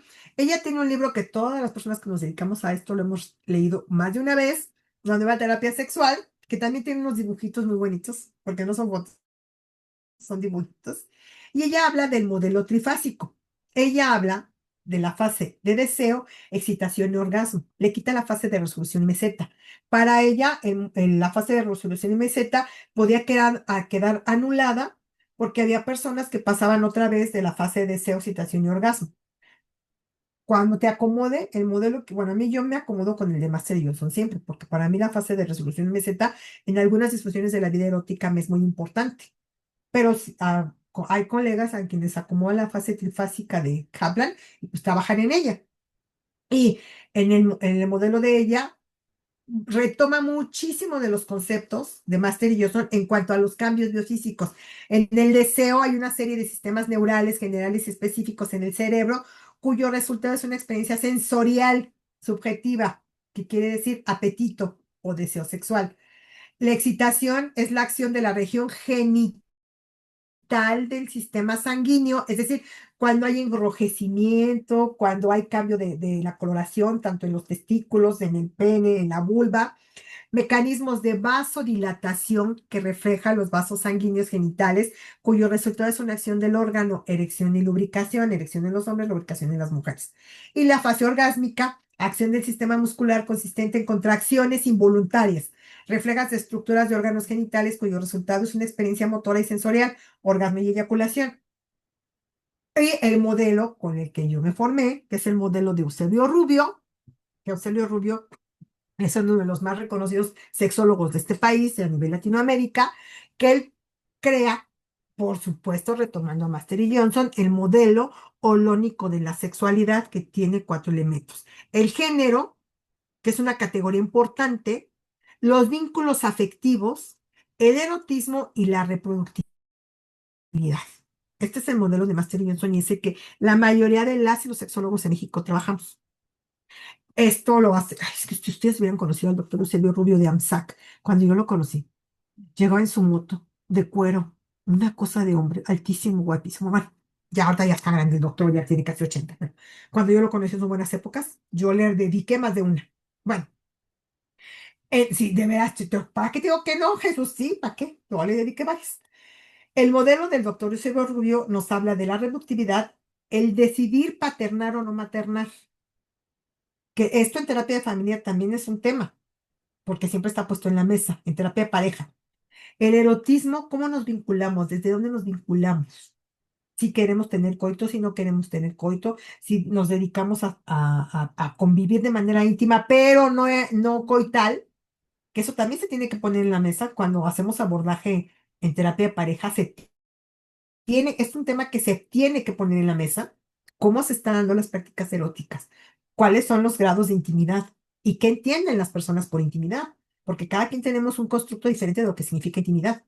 La vinculación afectiva, si la relación es una relación prospectada para varios años o es una relación que no tiene ningún tipo de vínculo afectivo, que también es perfectamente válido. Si tú solamente quieres tener un encuentro erótico pero no afectivo, es absolutamente válido, pero tiene que quedar en la mesa y tiene que quedar puesto. Oye, esto es, claro, si se meten a Tinder, entendemos que no es un proceso de amor, ¿verdad? Ni de amor romántico. Y el género, ¿cómo nos vivimos? ¿Desde qué expectativas? ¿Cuál es lo sociocultural que cruza nuestros cuerpos? Otra mujer que ustedes tienen que leer porque tienen que leer. Ay, tiene un libro precioso que se llama Sexualidad para Dummies. Esta mujer, también judía polaca, emigrada a Estados Unidos durante la Segunda Guerra Mundial, esta mujer es muy interesante porque es la primera terapeuta sexual mediática que surge en los 80 en la plena pandemia del SIDA. Ella empieza a hablar de sexo en la radio abierta norteamericana. Y por supuesto revoluciona porque nadie hablaba. La señora tiene 96 años y ella todavía tuitea, bueno, X. Todavía hasta el año pasado, yo no sé si se murió este año, espero que no, pobrecita, pero todavía subía cosas de sexualidad. Claro, las redes no las lleva una adulta tan grande, pero ella tenía un programa en la radio donde hablaba el programa se llamaba Hablemos de Sexualidad. Esto no se hacía en los 80. Y hablaba la gente al programa de radio por teléfono y entonces les preguntaba de manera anónima, es que a mí no se me para, es que yo no siento ganas, es que ese tipo de cosas se hablaban en la radio abierta en Estados Unidos. Esta mujer fue la pionera en hablar de estos temas de manera abierta en el siglo XX. Y este libro que más me lo regalaron, yo tenía como, no sé, 19 años, les juro que es de mis cosas, así que guardo con más cariño, sin saber que yo con el paso del tiempo me iba a convertir en sexóloga, ¿no? Pero lo consiguen en Amazon, está barato, creo que está como en 300 y algo, no está tan caro. Tiene 93, perdón. Todavía sigue ya es una señora muy anciana, pero Es una señora que ustedes la ven y la van a amar. Es una señora bajita, como de unos 50 y algo. Es una señora muy chiquita, pero muy, muy, muy interesante. Y es muy prolija en torno a lo que ha escrito. Otro de los libros que tienen que revisar alguna vez en la vida cuando tengan nada que hacer es el libro del punto G. Este señor también, fue un señor con cara de bonachón. Este señor es Ernesto Grafenberg, que no lo voy a pronunciar ni jamás. Encontraron algo que, bueno, ¿a quién se le hubiera ocurrido que las mujeres tenemos algo que, y además la denominación de los órganos que tiene toda una mirada patriarcal, una próstata femenina que se estimula y que provoca un tipo de eyaculación que no es orina, pero tampoco es semen. Ellos encontraron el punto G y también hubo una revolución porque esta señora tan bonita que ustedes ven aquí, que tuve el honor de conocerla en el 2019, que México fue sede del Congreso Internacional de Sexualidad, vino Beverly Whipper y me firmó su libro. Ella, a partir de los estudios de Ernest G., ella con los LADAS, con unos colegas suyos, empieza a averiguar si efectivamente existía un punto G, que era una especie de, muy mal dicho, una especie de próstata, que si era estimulada, podía provocar un orgasmo más intenso que un orgasmo clitorio. Entonces, ellas escriben, ella y sus colegas, los LADAS, una pareja de esposo y esposa, ginecólogos y sexólogos, escriben este libro que se vuelve una revolución, donde te dice con un mapa así anatómico. Yo creo pensar que en algún encuentro erótico tú vas a poner ahí un mapa, oye, ayúdame, no seas gacho a encontrar mi punto G. No aquí, a la derecha, a la izquierda, arriba, abajo. O sea, no hay nada más antierótico que eso. Pero sin embargo, el libro del punto G fue sumamente vendido, se volvió un bestseller en la sexualidad. Este es el libro. Léanlo por curiosidad científica, yo lo tengo, es un libro muy viejito, pero bueno, yo tengo como mis dudas, porque cuando estamos muy enfocadas a buscar, particularmente lo que tiene que ver con la sexualidad femenina, a buscar el punto G, nos perdemos del encuentro erótico. El placer por sí es el encuentro. Si tenemos la suerte de que la penetración de la manipulación genital nos estimularon el punto G, qué chido, pero si no, tampoco nos agobiemos por eso. Eso también se volvió un tema. Es un fluido el fluido emitido tiene aspecto lechoso, no es semen, ni orina, ni tiene olor, ni sabor y no mancha. Esto fue muchos de los testimonios que Beverly Whipper y los Ladas van recogiendo con mujeres que permitieron de manera experimental que les encontraran el punto G. Se supone que todas lo tenemos. Yo les prometo que yo no me agobio por eso.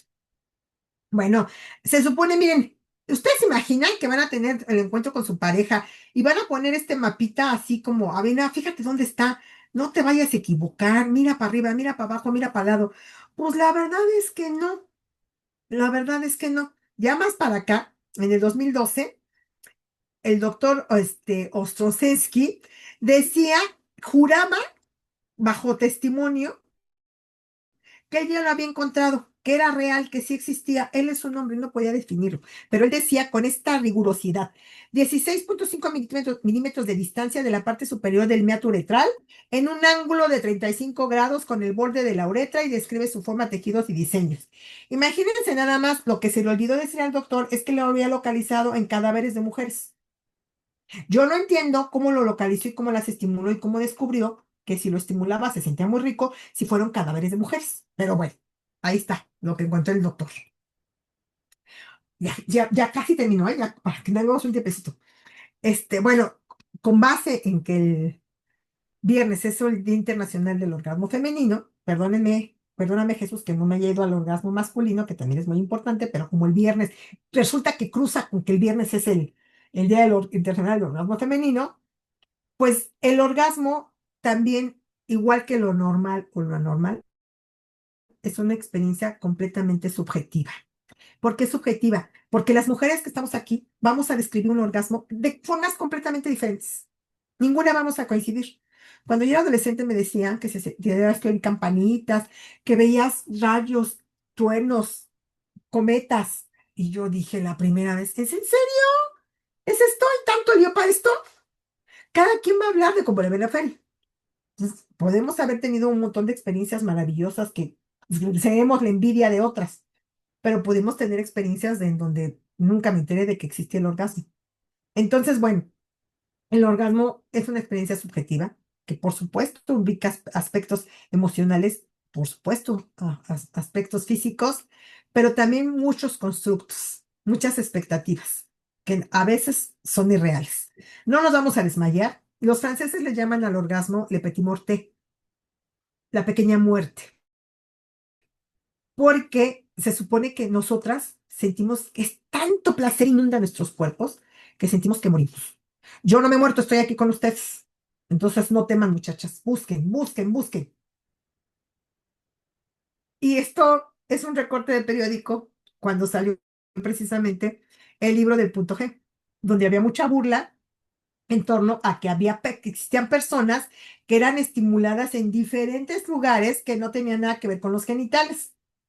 Y tiene el punto G en la oreja. Hay mujeres, hay hombres a los que les gusta mucho que les toquen las orejas, les acaricien las orejas, les den besitos en las orejas. Yo en particular lo odio, pero hay gente que le encanta.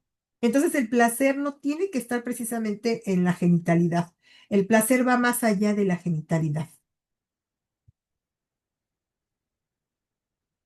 Y lo que vamos a encontrar es que hay cuatro categorías que van a estar cruzadas siempre, sí o sí, en temas que están relacionados con la sexualidad. La religión, las leyes, la ciencia y la sociedad. Estas son cuatro instituciones que van a estar presentes en todos los momentos de toda nuestra vida. Y quiero leerles este fragmentito. ¿Qué hiciste hoy en la escuela? Le preguntó un padre a su hijo adolescente. Tuvimos clases sobre sexo, contestó el joven. ¿Clases sobre el sexo? ¿Y qué te han dicho? Bueno, primero vino un cura y nos dijo por qué no debíamos. Luego un médico nos dijo cómo no debíamos. Por último, el director nos dijo dónde no debíamos. Siempre en todo lo que tiene que ver con la sexualidad va a haber una autoridad que va a regir cómo lo hacemos, con quién lo hacemos, dónde lo hacemos. Llámale papá, mamá, abuelita, cura, escuela, padrino, policía, la institución que tú le quieras poner. Y nos dice Bowman precisamente en Amores Líquidos. El amor y el ansia de poder son gemelos siameses. Ninguno de los dos podría sobrevivir a la separación. Les recomiendo mucho que lean Amores Líquidos de Bauman. No tiene desperdicio. Si ya leyeron a Bauman, saben que Bauman es garantía. Y bueno, ya estamos terminando. Creo que voy por el tiempo. Sí, esta es la película, de verdad está muy bien hecha, vale la pena. Liam Nielsen hace un papelazo, se mimetiza con Kinsey y está la película, que se llama así, Kinsey, el científico del sexo. Esta película de Woody Allen, yo se las puedo compartir. Si Fausto me dice, yo se las comparto, la tengo. Esta es una excelente película, sí, yo sé, es de Woody Allen, pero no deja de tener una crítica brutal a todos los temas que vimos de filias, parafilias y perversiones. Esta es la película que estuvo mucho tiempo en Netflix, La vida de Micaela, El arte de amar, la vida de Micaela Wislowska.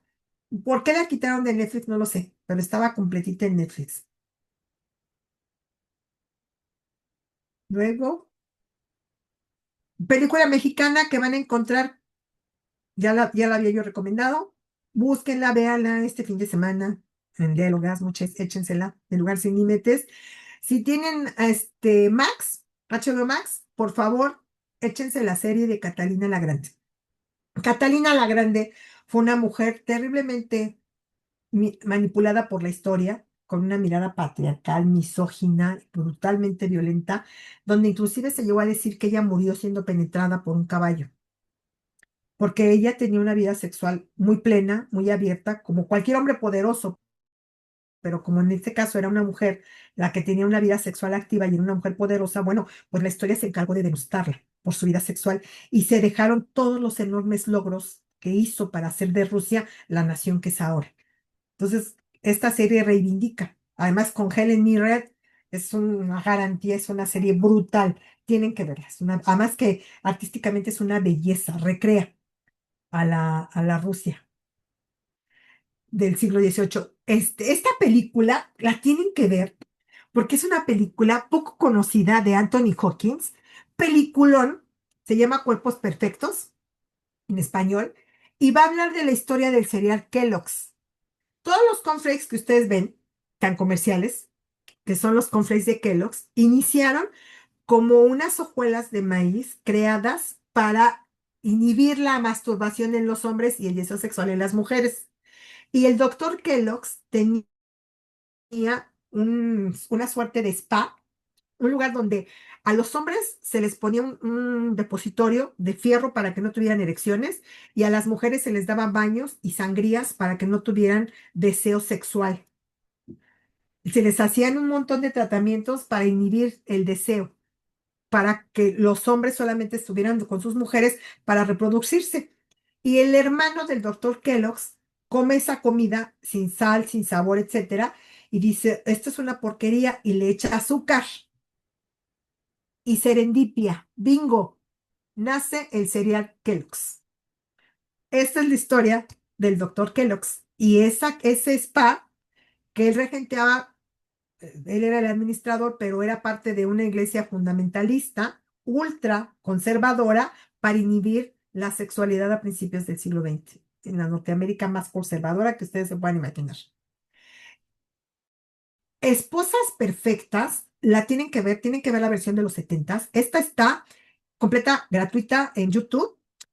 Hay una versión de Nicole Kidman del 2001, no se la recomiendo. Esta es una crítica social al género y a los roles de género brutal, brutal. Una mirada hacia el machismo y hacia el patriarcado que ustedes tienen que ver. Cómo las mujeres, y es una película de los 70s, es una crítica brutal hacia los mandatos de género estereotipados y al machismo y sobre todo a la cultura patriarcal. Tiresias es una película extraordinaria que si son medio hackers la pueden encontrar. Es una película que habla sobre filias sexuales y es un hombre que tiene un enorme deseo por una mujer transexual y la secuestra. Pero ella le dice que ella se tiene que hormonizar y él la secuestra para que él empieza a observar los cambios físicos cuando ella deja de hormonizarse. Es una película bien interesante, por supuesto. El título está basado en el mito griego de Tiresias. Aquí está la película, que es bien difícil de encontrar. Yo tengo un inglés pésimo, una amiga nos la proyectó en un festival, pero solamente en alemán y con subtítulos en inglés, porque yo soy bien abusada y le entendí muchas cosas, pero además quitaba las imágenes rapidísimo.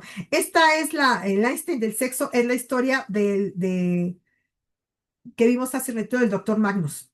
Histeria, esta es una película muy comercial que no deja de tener su encanto y es la historia del uso del dildo. ¿Cómo surge también por una serendipia que un médico ginecólogo en la época victoriana, en la Inglaterra victoriana, los médicos curaban la histeria? Sí, con esta mirada de Charcot y de Freud de la histeria femenina, ellos curaban la histeria masturbando a las mujeres, pero solo a las mujeres que podían pagarlo. Y este médico ginecólogo ya tenía problemas en la mano por túnel carpiano por tanta manipulación. Tenía un amigo muy rico que era mecenas, que estaba inventando un sacudidor eléctrico. Llega este doctor con su amigo y se da cuenta, no sé por qué les puse dos veces a las esposas de Stanford, se da cuenta que ese sacudidor vibra cuando lo toca con la electricidad y entonces le quita las plumas y dice, esto me puede servir. Y bingo, nace el dildo o el consolador. Es una película interesante, comercial, pero no deja de darnos el recorrido histórico sobre el primer consolador de la historia. Las edades de Lulú, por supuesto, basadas en el libro, es una película muy interesante, porque nos va a relatar la vida sexual y la experimentación sexual de un adolescente. En su época, Almudena Grandes fue sumamente criticada por el libro, porque hablábamos del erotismo femenino, cómo es posible que una mujer se atreva a escribir un libro y aparte a decir que fue autobiográfico, donde está reconociendo que ella tenía vida sexual desde la adolescencia, y no con uno, sino con dos hombres. El libro de cabecera es un libro bien interesante que nos va a hablar un poquito sobre las filias sexuales, que toca de manera cruzada el tema del incesto. Es cine lento. Si no les gusta el cine lento, se pueden quedar dormidos, como le pasó a mi marido cuando lo fuimos a ver, porque es un poeta japonés que decide, por alguna cosa que se le metió en su cabeza, que le va a escribir poesía en el cuerpo con una pluma a su hija pequeña y de esta manera la erotiza. A la niña la estimula sexualmente. Recuerden que el órgano sexual más grande es la piel y ella con el tiempo no puede tener vínculos sexuales con nadie, vínculos eróticos, si no le escriben poesía en el cuerpo. No puede llegar al orgasmo. Esta película es el volumen uno de la trilogía del deseo de Lars von Trier. Yo sé, van a decir Lars von Trier es un misógino asqueroso, pero la verdad es que sí, pero también tiene muy buen cine. En Ninfomanía uno y 2 bueno, pone este término tan peyorativo, las sexólogas no lo utilizamos, no es manía, se llama hipersexualidad, pero el título que decide poner en Last Born Trier, pues precisamente era para darnos una cachetada en la cara, y yo no quería ni ver la película, pero cuando la vi me resultó muy interesante, muy interesante. Lars y una chica de verdad, mis queridas psicólogas, la tienen que ver, es una película extraordinariamente divertida y que les va a enseñar que las muñecas sexuales sirven para algo más. Está completada y gratuita en YouTube. Y terminamos.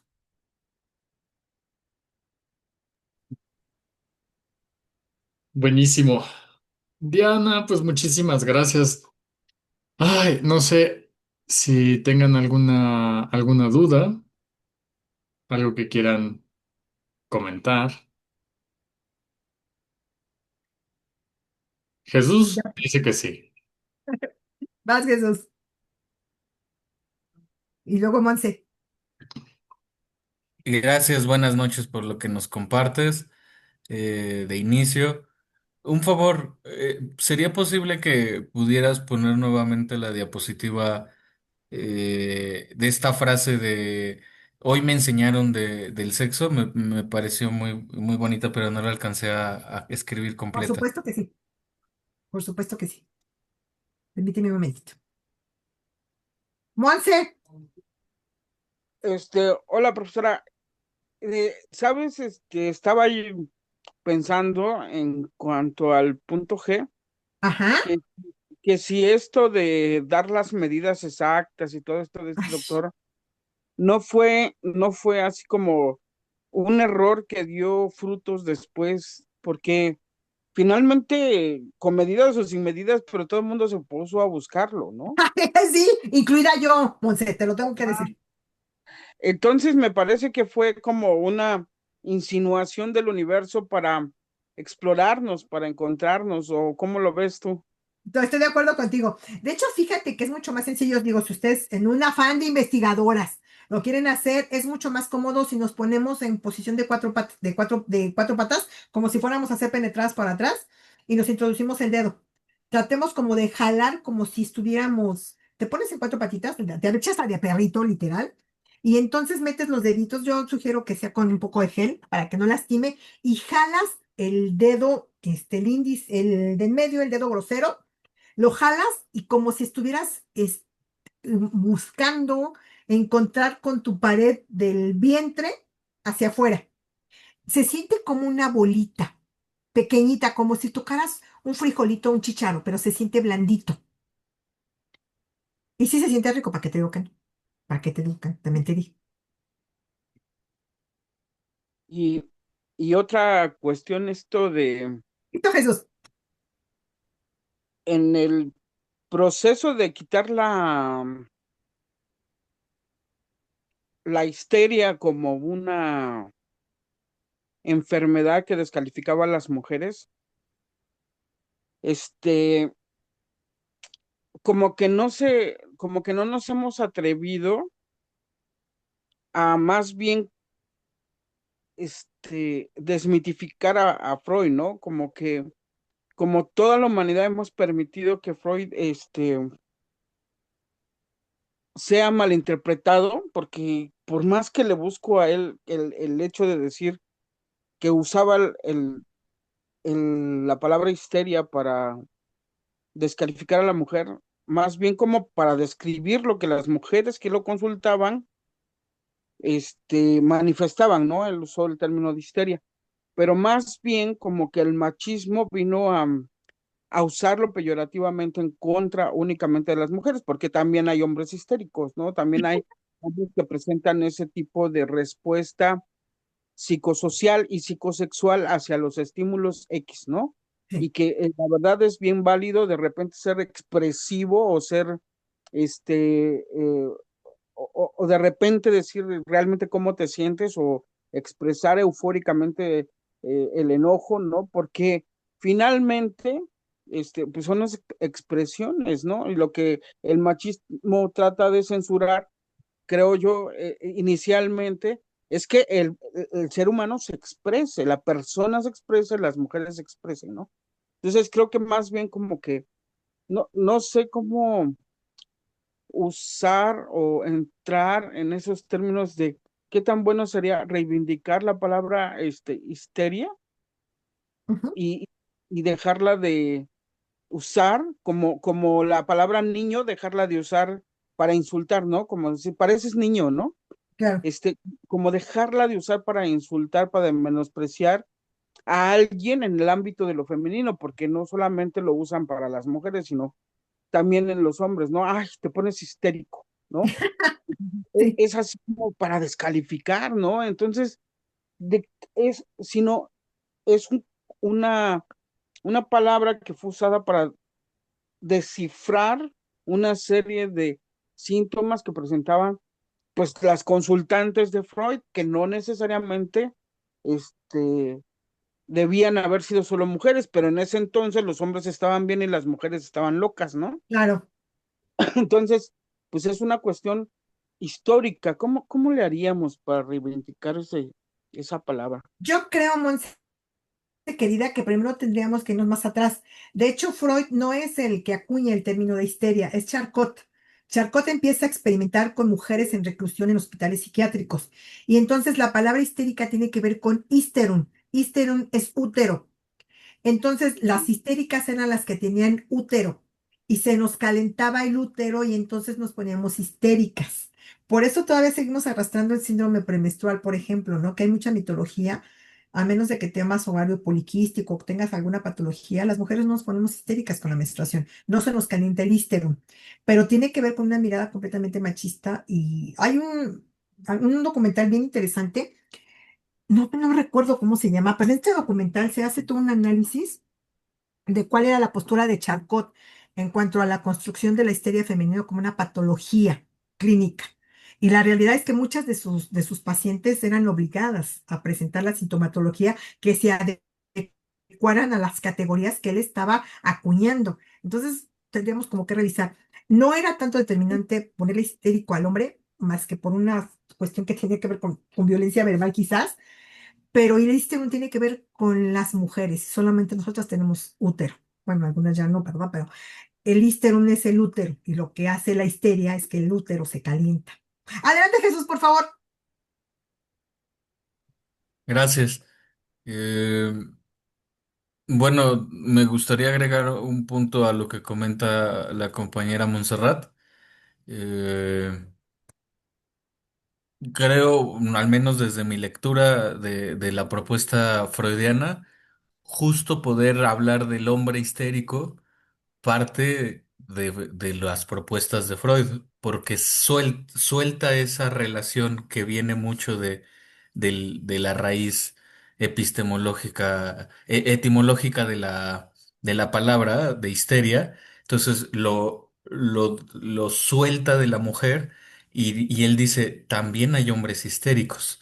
Entonces, creo que podría ser, escuchando lo que tú propones, una forma de reivindicar esta lectura freudiana que incluso, pues, por ejemplo, al menos también desde mi conocimiento que tengo del tema, Jacques Lacan justo lo que trata de hacer es eso, es reivindicar la postura freudiana para poner un poquito en tela de juicio estas ideas de que para Freud todo es sexo, que en todo caso Lacan diría todo es no sexo, Ujú. pero entonces eso es el tema de todo es infancia, entonces esta frase que no es freudiana, pero que de repente malmente se le atribuye de infancia es destino, Ay, que sí. no es de él, es Ajá.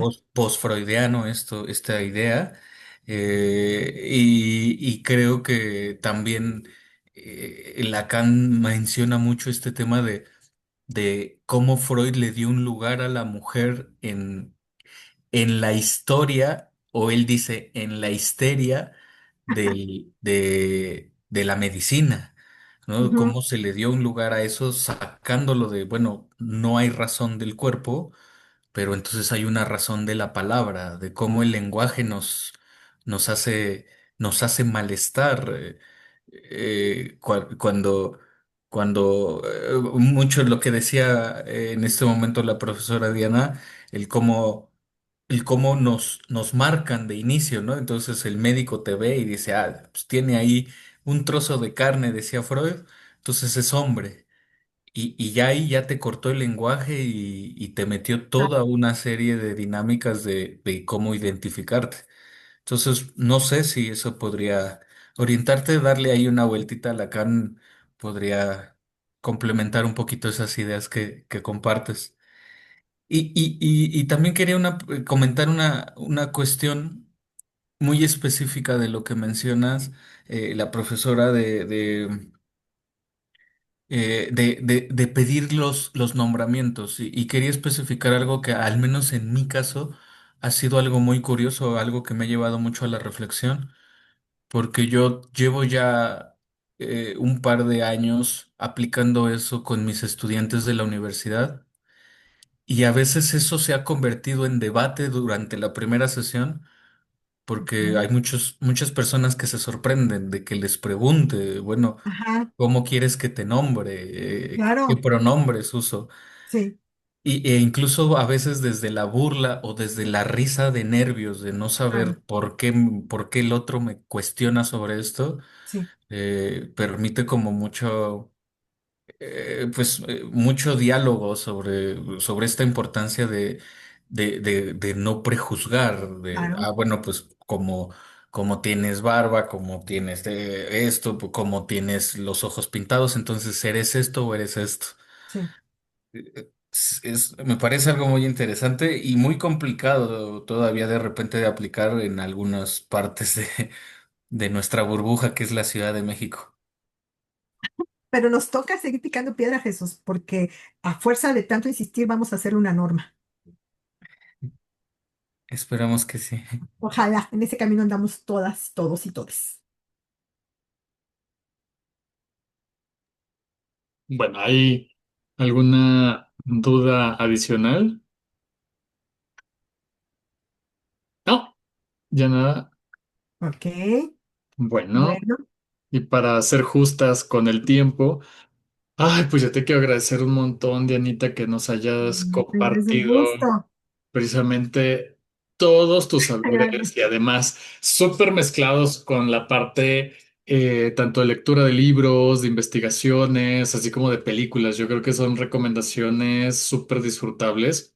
Además de que, aunque hayan autores ya conocidos, porque los estuvimos también como dándole seguimiento, no había esta oportunidad de profundizar tanto en ellos e incluso cómo van conectándose con otros autores, como por ejemplo lo que mencionaste sobre Kinsey, ¿no? Y Ujú, sobre todo como esta acusación de los partidos conservadores, sobre todo, sí, ¿no? De una sí, serie de especulaciones donde pues él empieza sale del mismo closet, y empieza a salir sí, con uno de sus estudiantes que hace estas como etnografías pero sí, como era menor, pero no había pruebas de ello, pues. Entonces parece que ser que más bien fue como una construcción para sí, descalificar el tema de sí, de la sexualidad que estaba explorando él y regresar todavía, regresar como a esta fuerza en ese momento, ¿no? De los partidos conservadores y sus políticas antiobscenidades, ¿no? sí. Entonces yo creo que es como bien rico todo esto que nos platicas. Y mira, como ya se nos fue el tiempo, yo te agradezco un montón que hayas Ay, estado con nosotras. Te voy a mandar pues tu constancia, ¿no? Apenas la voy a sí, tramitar. ok. Y evidentemente, pues estás súper invitada para los otros seminarios que vamos a dar. Ya te daré más detalles, es que ando corriendo como loco. Bueno, pareciera corriendo, pero pues, corriendo de una habitación a otra dentro de mi casa para resolver todos los pendientes que tengo. Pero bueno. te agradezco un montón y no sé si quieras como decir algo más. Ay, sí, sí, sí, muchas gracias por su apertura, mi niño hermoso. Muchísimas gracias por brindarme tu espacio, porque bueno, para mí siempre es un honor que hagamos cosas juntas, sabes que me encanta poder colaborar contigo. Mm, Jesús, Monse, Karen, Julie, las chicas que no se pudieron conectar, que seguramente lo van a ver Qué gusto poder estar acá con ustedes. Yo estoy absolutamente a sus órdenes y para mí es un verdadero honor. Muchísimas gracias. Díganme que se llevan algo, porfa. así que se llevan, a ver. Gracias, Es Diana. Me llevo muchos aprendizajes, ¿no? Me preguntaban cada clase si teníamos dudas. Es que la realidad no tienes una manera de compartir el conocimiento muy fácil que realmente no quedan dudas. Todo es muy claro. Muchas gracias. qué linda, Karen. Muchísimas gracias. Muchísimas gracias. Monse, andas por ahí o ya te nos fuiste. Aquí estoy, aquí estoy, aquí estoy. Monse. Nada más que me cambié, ahora sí como dice mi maestro Fausto, me cambié de habitación. De una habitación a otra, dice. Ok. Entonces, voy a, voy a tratar de ser concisa, pero muy afectuosamente clara, porque Qué linda. es, es muy, es muy fácil quererte seguir en todo tu conocimiento que nos das. Es muy fácil enamorarse de tu cerebro, de tu Qué linda. inteligencia y de esa manera de dar y dar una y otra, o un contexto y luego saltar a otro contexto y cubrir todos los conceptos de, pues en esta elegancia, ¿no? De ponerle el contexto, el concepto, el autor, pero sin que suene a cuadros de Excel, sino que suena como a chismecito, vaya, ¿no? De verdad, o sea, yo, donde sea que esté en tu casa, cuando gustes, Muchas cuando gracias. ustedes, este, donde estén, yo me imagino en una terraza, tacita de café, mi libretita puesto para tomar notas y unas galletitas, que nunca más las he comido, que las vendían aquí en Oaxaca hace Ajá. mucho tiempo, pero pero así me imagino y me regresan esos sabores y sobre todo, ¿sabes qué, maestra? Con muchísimo cariño te digo, me has hecho en estas sesiones revisar toda mi sexualidad. Qué O Es- lindo, sea, Monse. en todas, yo soy incapaz de llevar un concepto que no me haya aprendido, es decir, que no lo haya hecho mío. Ajá.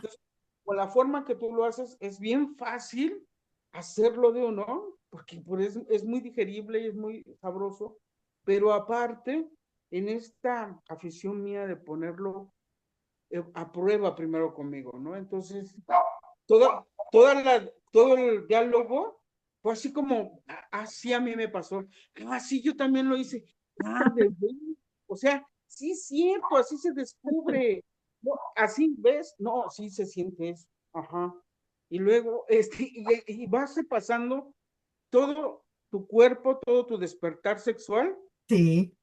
y además, pues te digo que me hiciste así como pasar todo el recorrido de lo que es esa pequeña infancia, ¿no? Ajá. Hasta ahora, hasta este presente que dices, no, pues vaya, la sexualidad existe desde el día cero, ¿no? Sí. Es muy, pero además es muy bonito.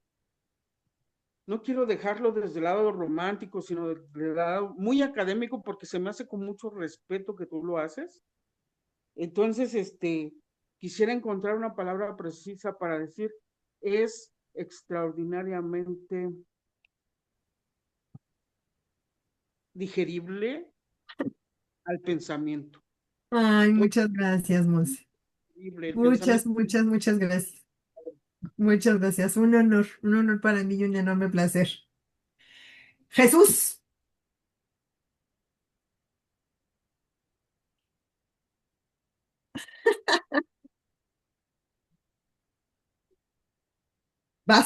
Te llevas algo, dime que sí. Ya, sí, perdón, es que no conectaba el audio. Eh, sí, creo que comparto lo que han comentado.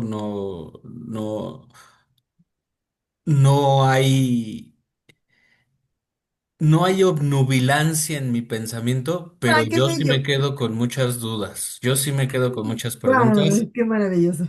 No por la falta de claridad, sino porque me ha abierto a pensar, a cuestionarme.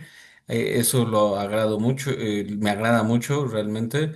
Entonces, me he llevado varias cosas, me llevo eh, varios vacíos que ya tendré que buscar aprendizaje.